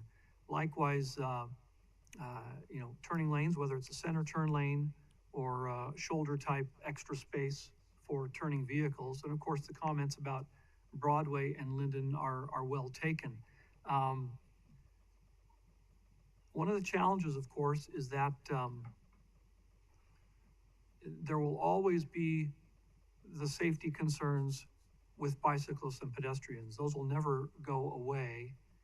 And the question is, what's the right balance to strike? Based on what I've heard here today, I'm not sure that we've struck that balance. And I would be inclined to say, we've got some concept issues to reconsider here because, well, for the reasons that have been given by some of the comments. And so for that reason, I would want to, I would not be in favor of approving the concept design that we've come up with and say, we need to rethink this a little bit before we approve and jump into the design stage. Okay, thank you. Any other comments on the motion? Commissioner Hinton? I just want to say, I really appreciated reading all of the detailed comments that were collected as part of the attached materials, because it showed how many people took the time to respond, wrote responses, and the analysis. So there's a ton of it, and I know we all have read that, and that really helped to explain why it was important that people understand we're not going to build something that people aren't going to use, and that that survey information was super important. The other is that both of the volumes of traffic won't change if people want to choose, as long as they drive the speed limit. So the number of vehicles going through and using that. So it's not really a question of balancing, are we going to prevent drivers from driving on a public road? No, not at all. In fact, with more, as Commissioner Goldthorpe points out, we've seen this. When there are safe facilities for kids to walk and bike to school, those cars, people driving a few blocks or half a mile to the school aren't there because they're comfortable letting their kids walk or bike to school. And I think that's important. We shouldn't be building facilities that aren't safe and won't be used. And the other is that this is an example of one and done. This road needed to be rebuilt, and we're going to be rebuilding it. It's an old road in a way that'll be used for all purposes, and it'll enhance the value of facilities both ACHD as well as the public schools have invested in that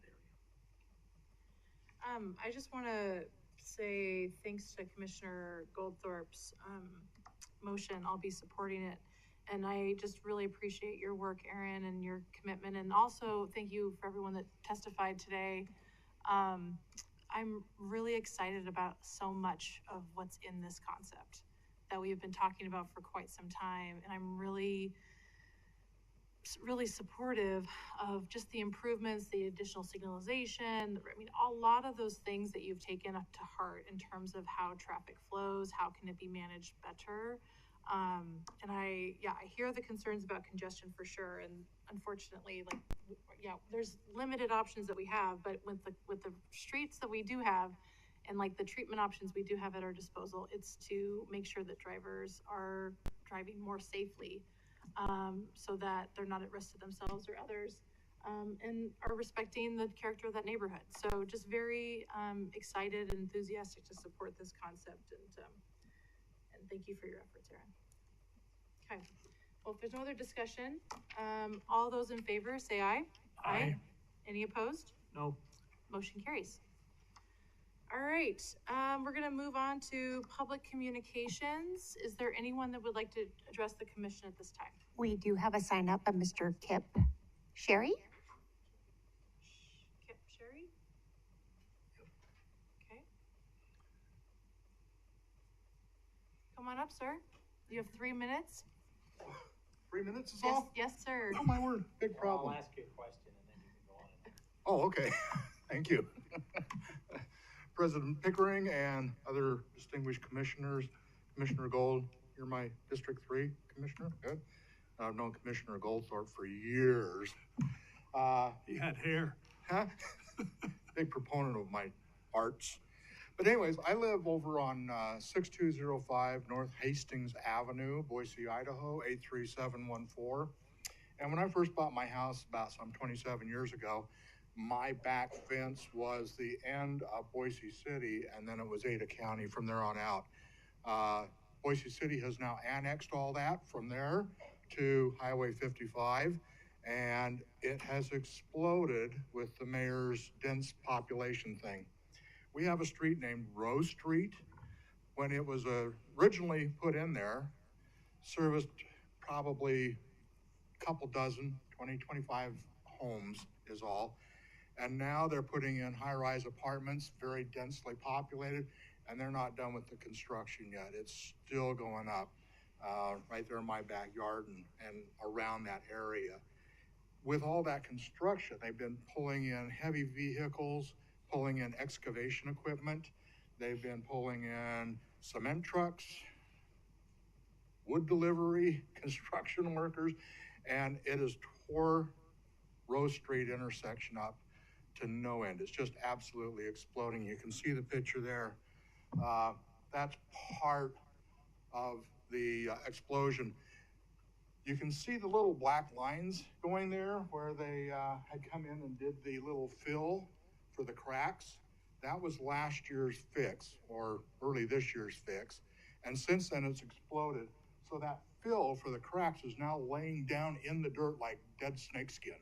It's just the current stuff that's being done to it is really insufficient, because at this intersection, we really have a problem of, I think the road bed just needs to be done. Where do I point this to make it work? There you go. You did it. And yep. Okay.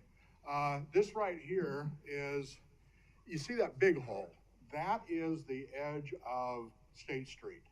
If you're coming off of Row and turning to go west on State Street, that ridge is the state, that is ITD State Street edge. All that other stuff you see in front of it, that's Rose Street, which has been expanded by the wide turns that these big trucks have to make.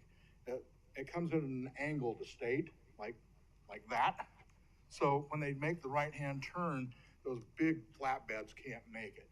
And they've chewed up a lot of stuff there. The thing really needs to be widened some to make that work. These are some of the other potholes. I mean, it's just tons of them. Right here at the back rear of that pickup truck, you can see a pothole there. And I took it from this angle to show I'm standing now on State Street and I'm looking to the north. And you can see that that pothole is like halfway out on Rose Street. It's not just at the edge, it's way out there. And then all that other dirt is that stuff I was avoiding to, or drawing attention to earlier. You can see how the big trucks have made those wider turns. And in my opinion, I think they need to rework the bed. Just doing a patch fill of cold fill is not, here's a cold fill. This was done this year, ACHD come out and did it.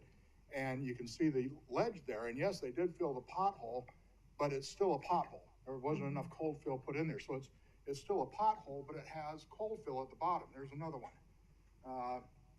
These are the kind of patch jobs that are being done, but you can see the stuff just exploding all the way around it. It's just really bad. Here's the, if you're heading south, turning that State Street where the car's going on, and that car is heading towards the concrete factory, okay?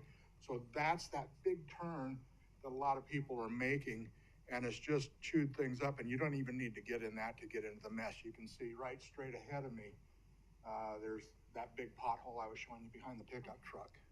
Well, thank you, sir. That looks like the cold patches generally don't hold up right as good as our, warmer hot patch. So, right. But we can't, just so you know, we can't take any action during the public comment period. But Jennifer, if you mind reaching out and touching base with them after this. Okay. You have a plan for it. So she'll articulate that plan. Maybe you can inform some of that approach, because this looks, thank you for bringing this to our attention, because we definitely don't want to see that. Word of encouragement, if I could. Like I told you, we might already have a plan for that, and apparently we do, so now you need to know about it. Okay, and if we don't, there's so much construction going on and still so much more that's going to be happening.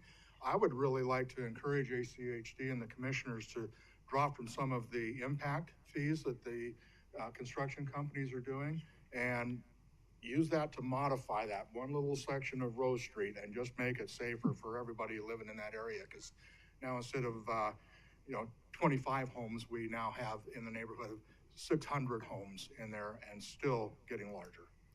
Thank you, sir. Madam Commissioner President, and you said the words, you knew that would trigger me.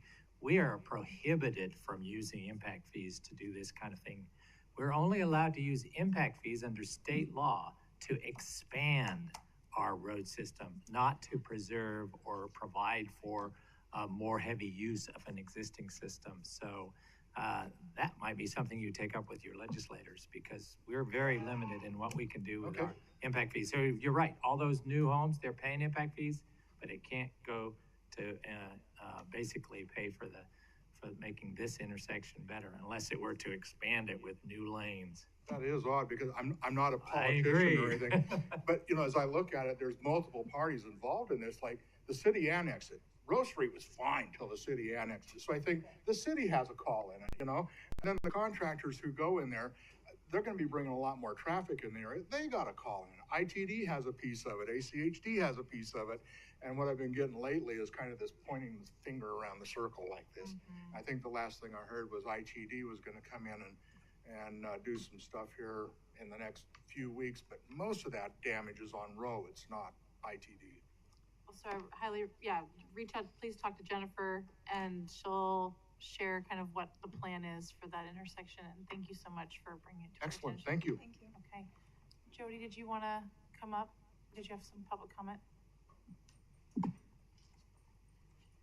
Madam President, Commissioners, I was thinking that you guys were discussing the State Street MOU today. So, hi. Hi. Can I ask, can I get some advice?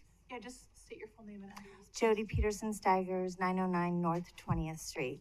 So, as you know, Interfaith Sanctuary is moving to a new neighborhood. We're under construction and had our first neighborhood meeting last night, where we went over construction timelines and things like that.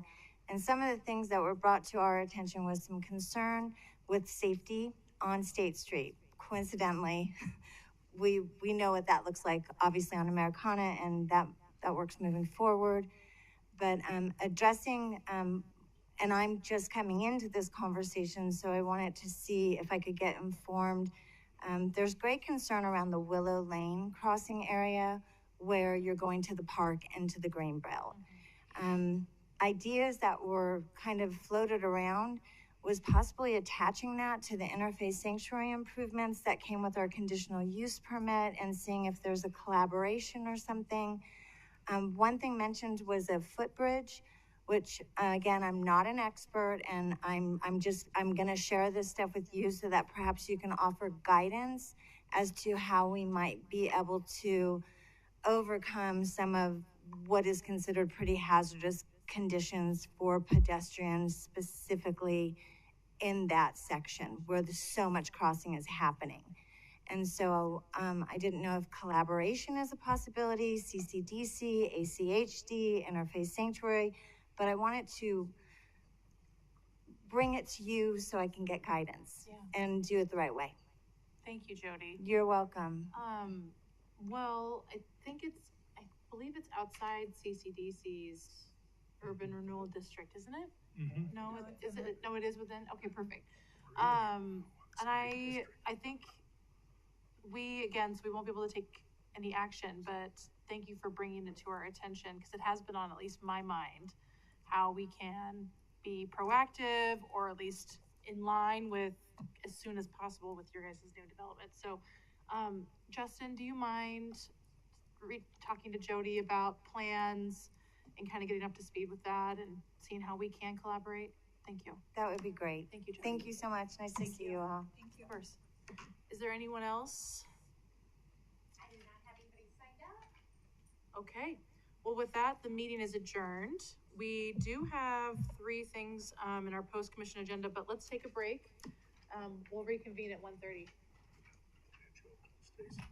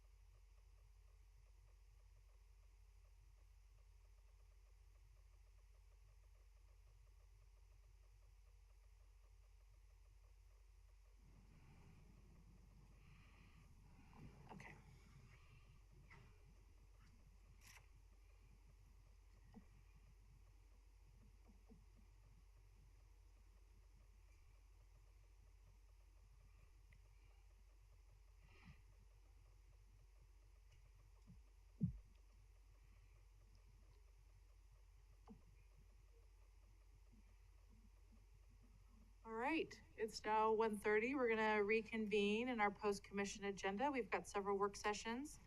Our first one is the ACHD Automated Counter Program. This is a presentation by staff.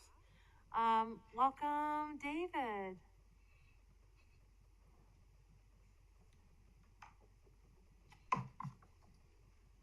Good afternoon, Madam President and ACHD Commission. For the record, Dave Rader, Supervisor of Accessibility and Mobility. Happy to be before you today to present you with some information about ACHD's pedestrian and bicycle counters. So in this presentation, we'll go over the purpose and need, the counter system, locations, costs, and next steps. So data on pedestrian and bicycle utilization is limited and difficult to obtain. ACHD currently relies on Compass, ACHD traffic, consultants, and data from the Treasure Valley Cycling Alliance when available. With the implementation of the Livable Streets performance measures, ACHD is improving facilities for those who walk and roll throughout Ada County. Are these new and improved facilities being used? Pedestrian bicycle counters allow ACHD to answer this question. So how do these counters work? So the ECO urban multi-use counter system consists of a permanent post that's shown on the gray post on the left side of the screen. The post houses a logger, a sensor, and batteries. These elements are protected from water and vandalism. The system uses a combination of an infrared sensor, shown in red, and an in-ground loop, shown in yellow. The system analyzes the signal from both sensors to count and classify each user.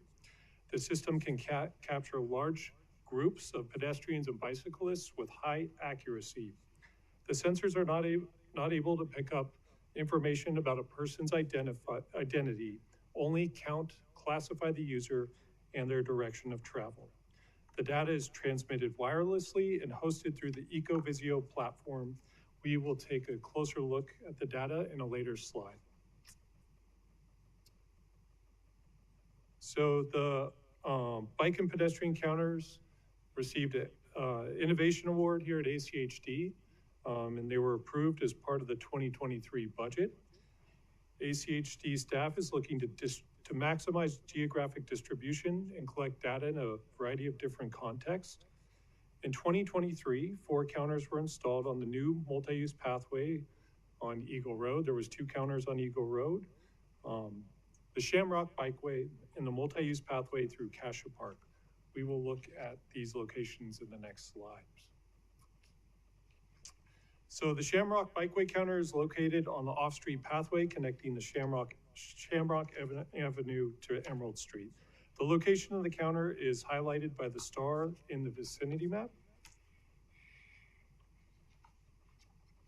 The Cassia Park pathway counter is located just on the west side of the recently built pedestrian bicycle bridge over the Reidenbach Canal and adjacent to the new multi-use pathway through Cassia Park, also highlighted by the yellow star. 2 permanent counters were installed on Eagle Road, adjacent to the new multi-use pathways. 1 counter was installed on the west side of Eagle Road, north of Zaldia, and south of the recently built pedestrian hybrid beacon. The 2nd counter is located on the east side of Eagle Road, north of the Albertsons at Amity and Eagle.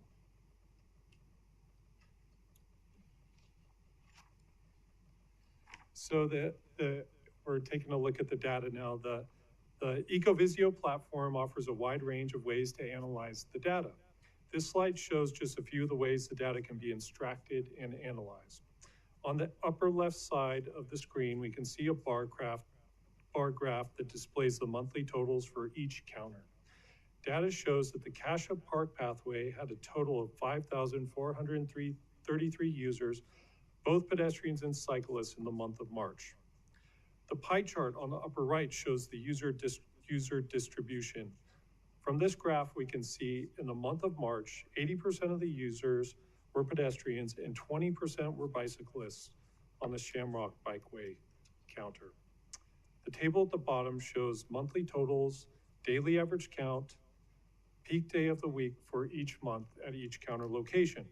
The counter on the west side of Eagle Road picked up 1,481 users with a daily average of 48 users, and on its peak day, March 18th, had 86 users.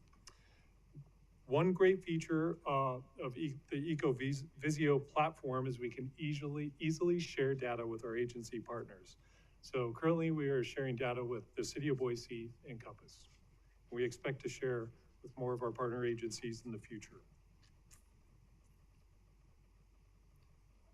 So how much do the counters cost? Annual cost for 4 counters is approximately $32,000. ACHD also uses the data transmission service, which automates the delivery of the data. This allows staff to use the EcoVisio platform to access the data immediately without the need to manually obtain it in the field. So next steps, we have 4 counter locations in 2024, Locust Grove, the Donna Larson Pathway, and Capitol Boulevard near the train depot.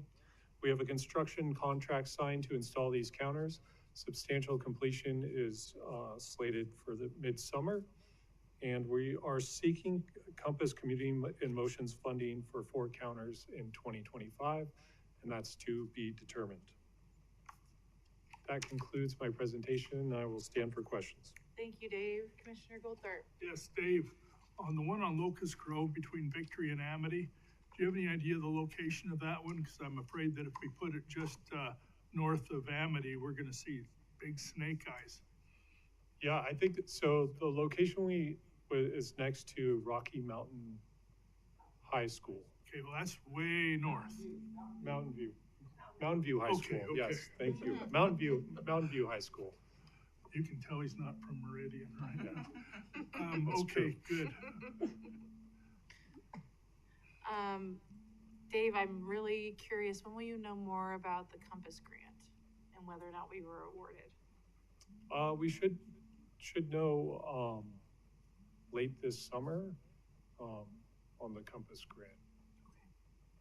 So I think the application was due today, so. Okay. And then, I mean, I noticed you mentioned that these counters are permanent, but is the plan to keep them in these locations for a certain amount of time? Are we gonna move them to different locations, or is really this is exactly where they're gonna be for a long time? Yeah, so these are permanent. There are no plans to move them to different locations. Okay. Another question. Between Victory and Amity on Locust Grove, there's really there's not a lot of facilities for, bikes or pedestrians. So I'm wondering about the necessity of using that particular geographic spot to do things when, just north of Victory, there's probably much more use because there's the curbs, gutters, sidewalks, multi-use pathway, everything. Madam President, Commissioner Goldthorpe, that was the intent. We are installing them adjacent to the new multi-use pathways on Locust Grove. Okay, cool. So kind of building off of that point though, what was the methodology that you used to install them on these locations? Yeah, so we were really trying to look across Ada County. So we were looking at recently built projects. So Eagle Road, we knew we had new multi-use pathways out there, wanted to collect data for those pathways. Cassia Bark, new bikeway, wanted to capture data from that recently built project, as well as Shamrock, which has been there for some time. But really we're trying to kind of, look for projects that we've recently built and capitalize on those projects to install the counters. The location at Capitol Boulevard, we have a project underway, concept design underway. So we targeted that location because we thought it'd be good to get before and after data. So yeah, we have lots of locations identified, so. Yeah, and I think if you were to ask our input, we would give you such a long list of where those counters should be. So, you know, I trust your professional judgment, but obviously the truth of the matter is we need a lot more. So, whatever we can do to support you all in pursuing, you know, grant funds and other partners and jurisdictions and seeing if, you know, they would like to help us install more in their cities, I think is something that we could potentially be a partner with. So yeah, because there's just so many places that these counters need to be, so. Yeah, and the data's great, so. It helps us, right, make more informed decisions and understand what are the factors potentially that are leading to high counts or low counts, right, or before and after, so I appreciate that.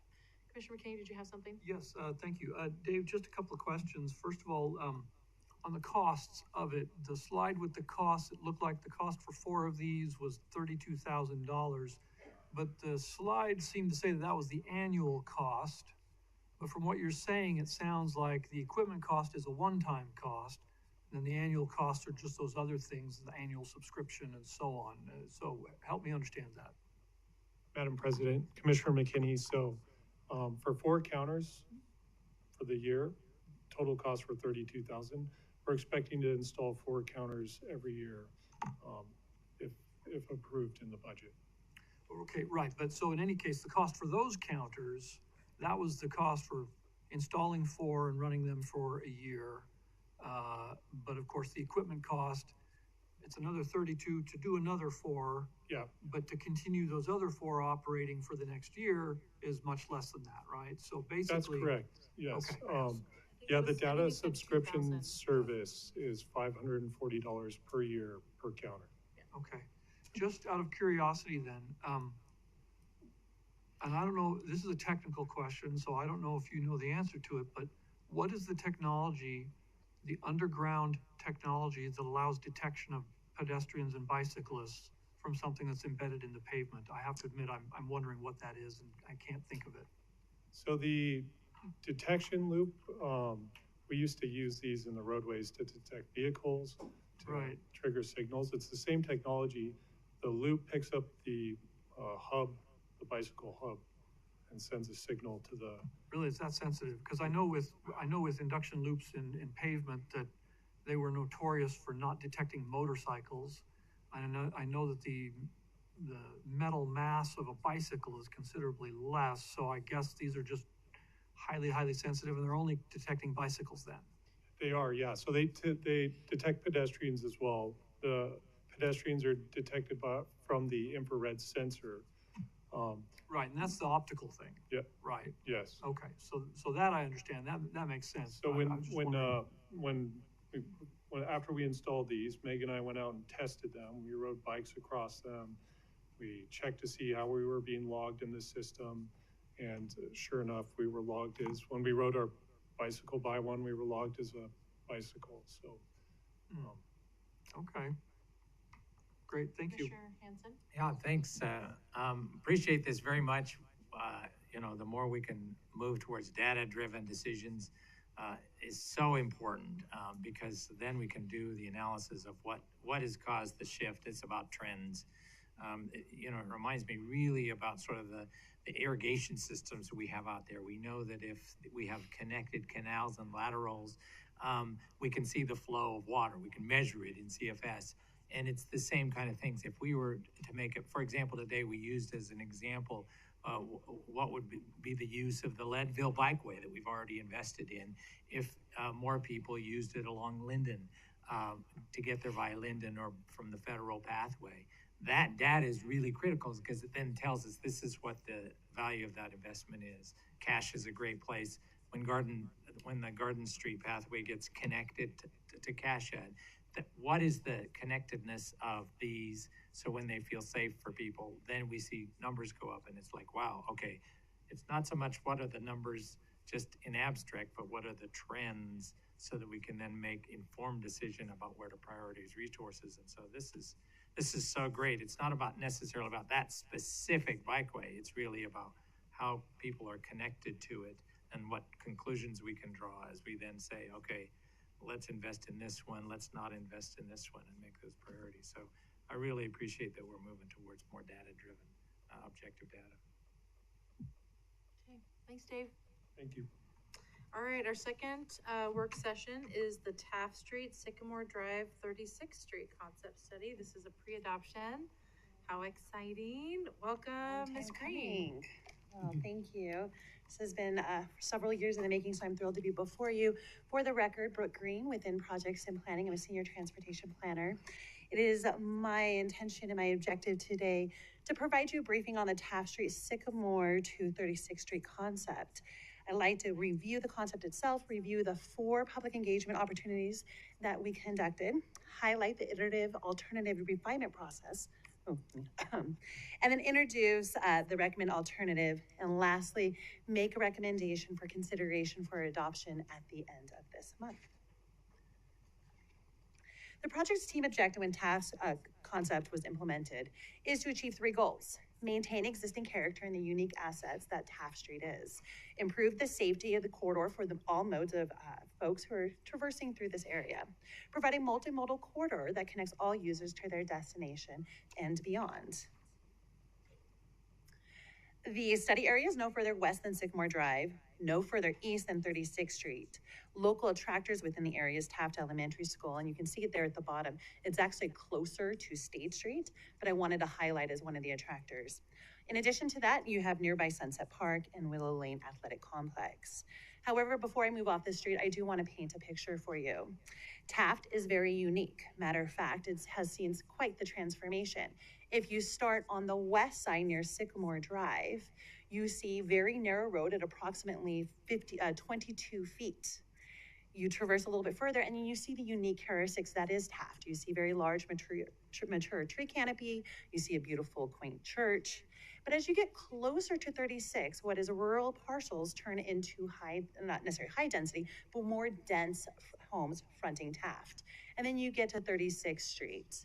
I highlight that because this street has certainly transformed over time and thus has the uses. You see throughout it some sparse sidewalks, but also you see 22 feet footprint by Sycamore, and then it widens to approximately 33 feet as we get closer to 36th Street. I do want to highlight the project timeline because we have been at this for several years. It is partly due to our team's alternative refinement process. We initially went out to the public in winter 2021. This was with our initial survey. In 2022, we went and visit with the public, not once, but twice. We took our initial alternatives out to the public, received some feedback. Based off of that feedback, we went a second time and presented that feedback back to the public. However, it was that second time that we heard from the public and our own stakeholders here at ACHE with our PAG who said, wait a minute, I don't think we necessarily got this right. So essentially our team pressed pause. We took the feedback we received from the PAG, we took the mixed responses that we received from the public, and we decided it was necessary to do some additional analysis. We went and did a tree canopy analysis, we went and did a parking analysis, we went and looked at the intersection, did some additional analysis there. But more importantly, we listened to the public and we pressed pause on this project. The team went back to the drawing table, refined our concept that we took out based off of the feedback we received, and more importantly, took into consideration the unique characteristics that is Taft. We took it back out to the public this December of 2023, and that's what brings you to here today, or this spring, where we like to take it further to an actual adoption. I do want to highlight the process that we took, highlighted the process and the phases of our public engagement. Winter 2021, I highlighted that we went with a survey. Summer 2022, we modified those alternatives. We did a virtual open house, a virtual live meeting, and an additional survey.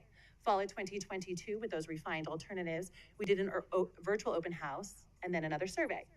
Winter 2023, once again, a virtual open house, a virtual live meeting, and then a survey. It was incredibly important that we engage with the public, especially as this iterative process was unfolding. It was important that we not only paid attention to the public, but also the neighbors who affront Taft. So I'd like to bring you to the first outreach effort. This was following the survey based on what we heard from the public. And we took into consideration some of the alternatives they'd like to see us put forward. So we took 3 alternatives to the public. Alternative 1, sidewalks and bike lanes, where you see 33.3% preferred this alternative. Take it to alternative 2, sidewalks with a multi-use pathway. 36.6%, this was their preferred alternative. And lastly, the installation of sharrows and sidewalks with 11.6 acceptance of this alternative. We had 967 website views, attendees approximately 40, with 147 survey respondents. I do want to highlight the likes and the dislikes. More importantly, as it pertains to alternative 1 and 2, we somewhat heard the same thing about both. The like, they appreciated the separated bike facilities. They appreciated the consideration for parking, and they appreciated the sidewalks on both sides. However, the dislikes, not enough traffic calming. They didn't necessarily feel that we were doing enough to minimize both cut through as well as speeding through the corridor. Too large of a footprint. We were essentially, if the parking was not going to be utilized, there was this concern that we were creating a speedway through this corridor because the footprint, whether it be with the bike lanes or with the additional parking, the footprint was quite large. In addition to that, we heard some concerns about property partial impacts, significant tree impacts. There was some significant tree impacts potentially if either of these alternatives moved forward. And then lastly, too many driveways. So should a multi-use pathway be a consideration moving forward, that multi-use pathway would traverse through approximately 35 driveways along the corridor. So moving towards the preferred alternative, the alternative 3, sidewalks, likes and dislikes. Less trees and property impacts, certainly that was appreciative of those who reside along the corridor.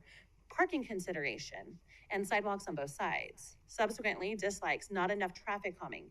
Bike sharing the road with cars, there were some concerns that there was enough comfort level for those who were walking through this corridor to get to the nearby school if kids would be comfortable. And lastly, retaining parking. There was actually a lot of folks who were concerned that we were retaining parking, back to that concern pertaining to the large footprint. So following the outreach number 1 in June 2022, our team eliminated one of those alternatives, which was alternative 3, which was just the sidewalks. Went back to the drawing table, came back subsequently thereafter in August of 2022 with some additional alternatives. Alternative 1 was the sidewalks and bike lanes. We wanted to get a pulse of the public where we stood with these two alternatives. Alternative 2 was sidewalks with multi-use pathways. The likes and the dislikes certainly stayed much the same. 37% of those preferred alternative 1, with 57% preferring alternative 2. However, you're gonna see the dislikes certainly overwhelmed the likes. Likes was bikes and peds separated. That was incredibly important for those who were traversing through the area, either be on a bike or walking. Bulb outs, we added some additional bulb outs to the area to really emphasize that traffic calming element. Parking limited to one side and ped facilities on both. Move over to your dislikes. Not enough to slow down traffic. Again, we were hearing that we were not doing enough to slow down traffic through this corridor. Retaining the parking. For those who were front tapped, it was incredibly important that they were able to utilize the parking outside of their homes.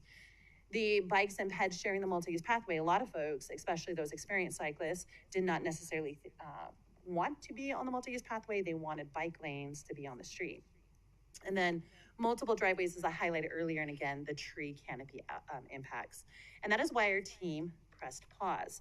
We actually decided neither of these alternatives were the best to move forward based off of what we heard from the PAG, based off of what we heard from the stakeholders, in addition, the residents who were front tapped. So this was a moment where our team went back to the drawing table. More importantly, we went back and revisited the original question that we took out to the public was, what does the perfect street like Taft look like? And then we had to put aside this idea that we have these menu of options available to us, but not all of those menu of options need to be thrown at the street. And it was really about context sensitivity. We were looking into a street that specifically was a neighborhood. And so our new objective was, what can we do to return the street back to the neighborhood? Taking that into mind, as that being our direction moving forward, our team regrouped and we came up with a new alternative. And that is what you see before you today and up for consideration for a recommended alternative and adoption. Based off of what we heard, folks wanted to find a space that they felt comfortable either walking or biking. So we made a suggestion about a 7-foot sidewalk. So should little children want to find comfort on walking on the sidewalk, they certainly can. But we also took into this concern about traffic calming. And so one of the suggestions in partnership with the City of Boise and adding the Parks and Rec Department to our team, we made a suggestion about the buffer space should have trees. We're adding additional tree canopy to the area. In addition, we're providing a traffic calming element. The travel lanes down to 10-foot travel lanes and the parking. The idea is, and our considerations were, traffic calming. What in our toolbox can we have to ensure that we slow vehicles going through this corridor? We reduce the number of folks who are utilizing this space to cut through to get to state. With that being said, we added significant bulb outs to the whole corridor. We added raised intersection in one location, and we provided and suggested several raised crosswalks. We did talk to the Boise Fire Department and got their support for the raised crosswalks.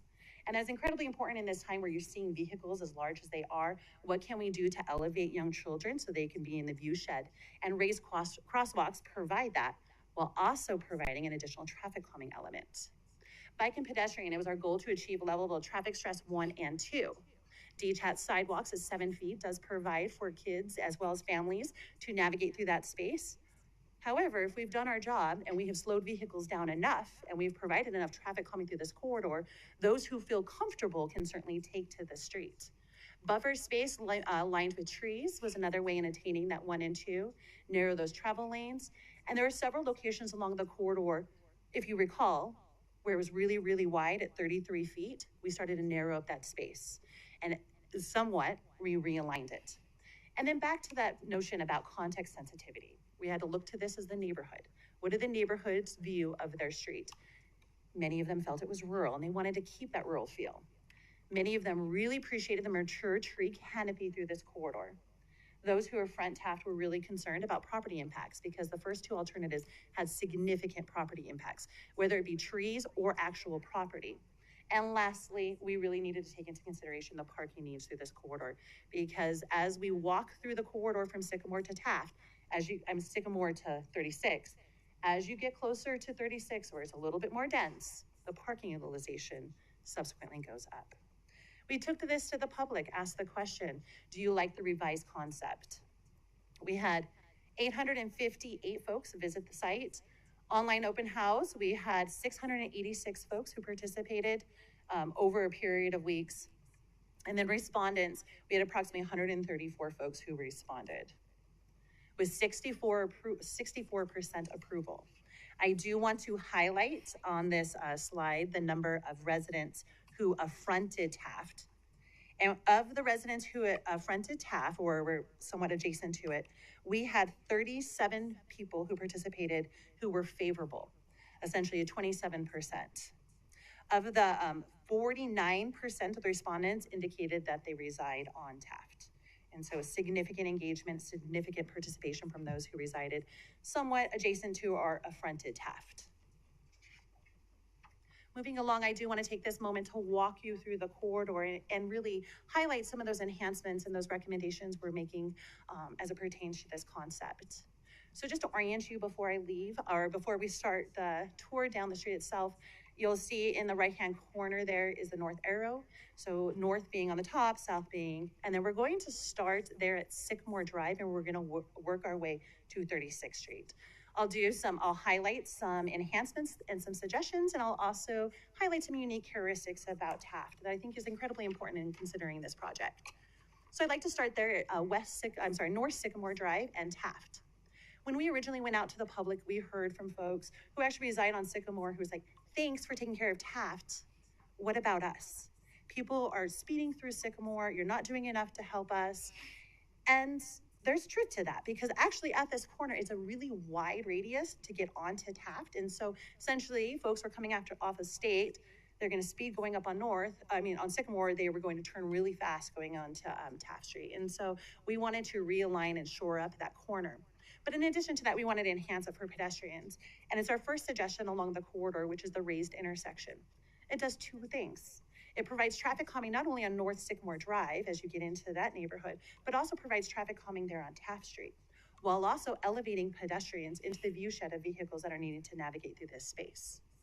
You're also going to see at this location the recommendation for a 7-foot attached sidewalk. If you recall, at this location, it happens to be the narrowest space along the whole corridor, about 22 feet. We wanted to minimize property impacts the best we could. And because it is a controlled stop there at Sycamore and Taft, we felt that 7-foot sidewalks attaches would be adequate enough to provide a level of comfort for pedestrians who are utilizing this space. But what also it did is it minimized the number of property impacts and more importantly, some of the tree impacts that we heard from the neighborhood that was incredibly important at this location. I also want to highlight where you see the West Taft Street. That location, we actually realigned it. It was a little bit straighter, but we actually provided a little bit of curvature. We're suggesting a little bit of a curvature at that location. It was one to minimize the impacts to the 5 tree that you see there in the circles on the south side. But what it also does is another traffic calming element at that location. I do want to give you a glimpse of what that potentially could look like with a 7-foot attached.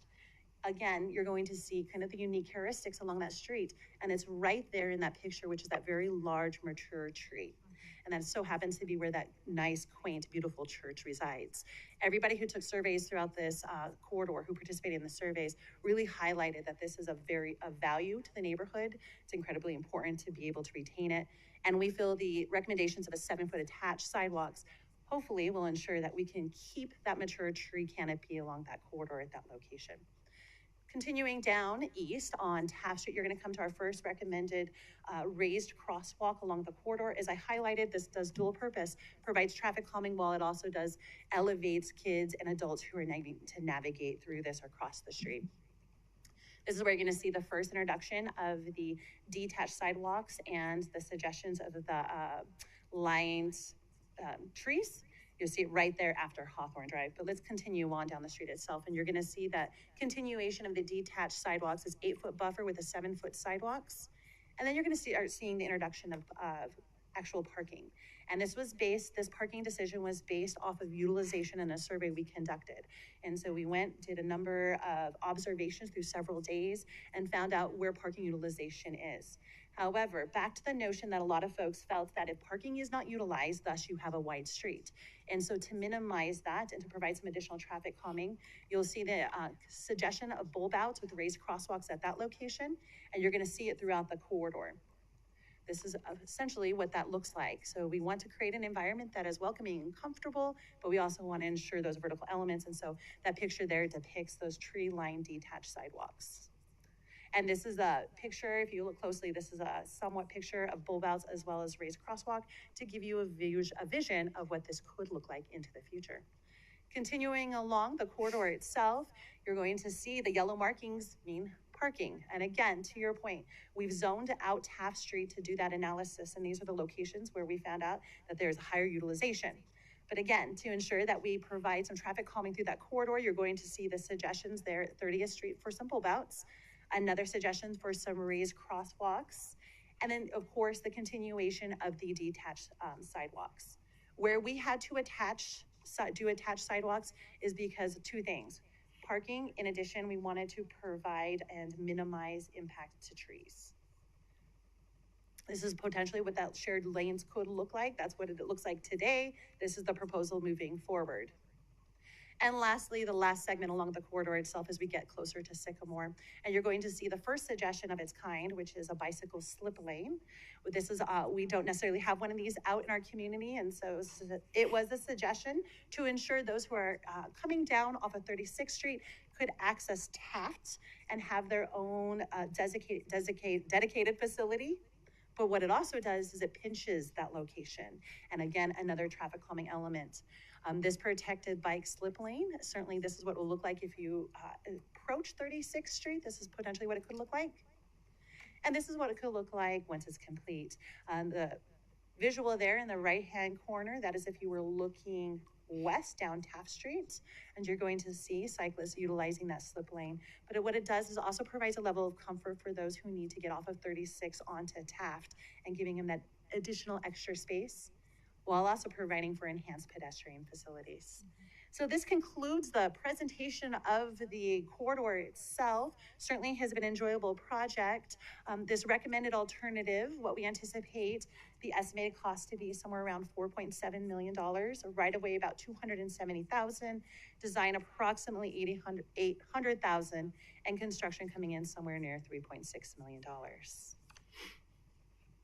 Next steps. Well, we took a long time to get here. Couldn't be more thrilled to finally have this project before you. After today, on May 8th, we'll start our public comment period, and I'll be back before you for consideration for adoption of this project on May 22nd. This concludes my presentation. I'll stand for questions. Thank you so much, Brooke. I do have a question. So there is, I mean, there's that canal type situation on certain parts of Taft on the north side. How, obviously, I think that probably was a factor in why you located the pedestrian facilities on the south side, but what's the plan with that canal? So it's a small irrigation ditch. I wouldn't necessarily say Yes, canal ditch. is. Thank you, that's Canal's a little much larger of a picture, so I just want to put a perspective. Yeah, it's a ditch. It's somewhat of a ditch, and in only one location is a little bit larger. That's closer to the church. And actually, we heard from several residents who really appreciate that. To them, they actually go and sit near that. It's somewhat of a ditch. It's not deep by all means. Now, for the project itself, the reason we chose the south side is actually because that's where the school is located. The north side does have that irrigation facility. And as we work our way through design elements of this, we will certainly work with the irrigation district and the neighborhood about if we need to make some modifications or changes to that to accommodate our new facility.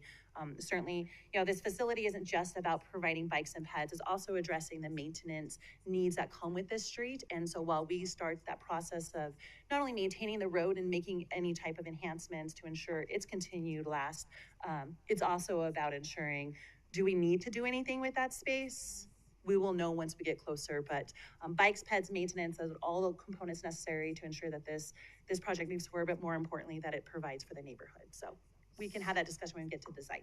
So just to kind of reiterate then, so you're saying that this concept doesn't include any types of improvements to that ditch, but that would be refined in the next stage? When we get down further into the design process and we survey and we really get an analysis of that footprint, there could be a potential that we may need to make enhancements, especially when we go to rehab the necessary road and provide the maintenance we may find ourselves. But ideally, we're not touching it yet, but I cannot be 100% certain once we start design that there could be some impacts to that. I just want to say, like, as someone that walked with the neighborhood, what was it, like a year or 2 years ago? Several years ago. Yeah. We've been at this for a while. I mean, I think that you've done a great job, and I think it's, for those of you that might not, haven't been on that road, the first part really does feel like an alley. In a lot of ways, it's super, like, the tree canopy, the closeness of the homes, the narrowness of the road. I feel like this concept really kind of supports and embraces that western side of the feel, and then obviously as it becomes more and more dense, your design has reflected that. So I just really impressed and think it really matches the neighborhood and the public outreach and your due diligence, and very, very excited to see this. Commissioners, any other comments? Commissioner Gold? Yeah, I'll just say thanks for obviously the long process, and so thanks for listening to the feedback from the neighborhood and refining the options and going back out and getting more feedback on that. I do think that that this reflects the priorities of the neighborhood too. So thanks. Commissioner McKinney? Yes, thank you. Brooke, I like this concept, and the one thing I like about it is that it actually is, it makes improvements for all users. That Linden Street concept, I felt like kind of paid lip service to that idea, provided absolutely nothing for drivers and vehicles. The improvements were all pushed in one direction. In this case, I think you've done a better job of balancing the interests of all the users in the area, so thank you. I just want to highlight your point about Sycamore too, with that raised that three-way intersection. And I mean, we saw such crazy driver behavior, and it's hard to also know if you are a driver, like who's coming and do you yield. And so I think like you making that a raised intersection is really smart. Yeah. So. Madam President, Commissioner Gold. Yeah, we received a letter from both Veterans Park Neighborhood Association and Collister Neighborhood Association asking for help at that intersection for that very reason. So I think a raised intersection is going to make a big impact. It was a nice addition to this project. For sure. Okay, thank you. All right, see you guys in a couple weeks. Sounds great. All right, we have an executive session, so that's it. Everyone, we'll see you all next week.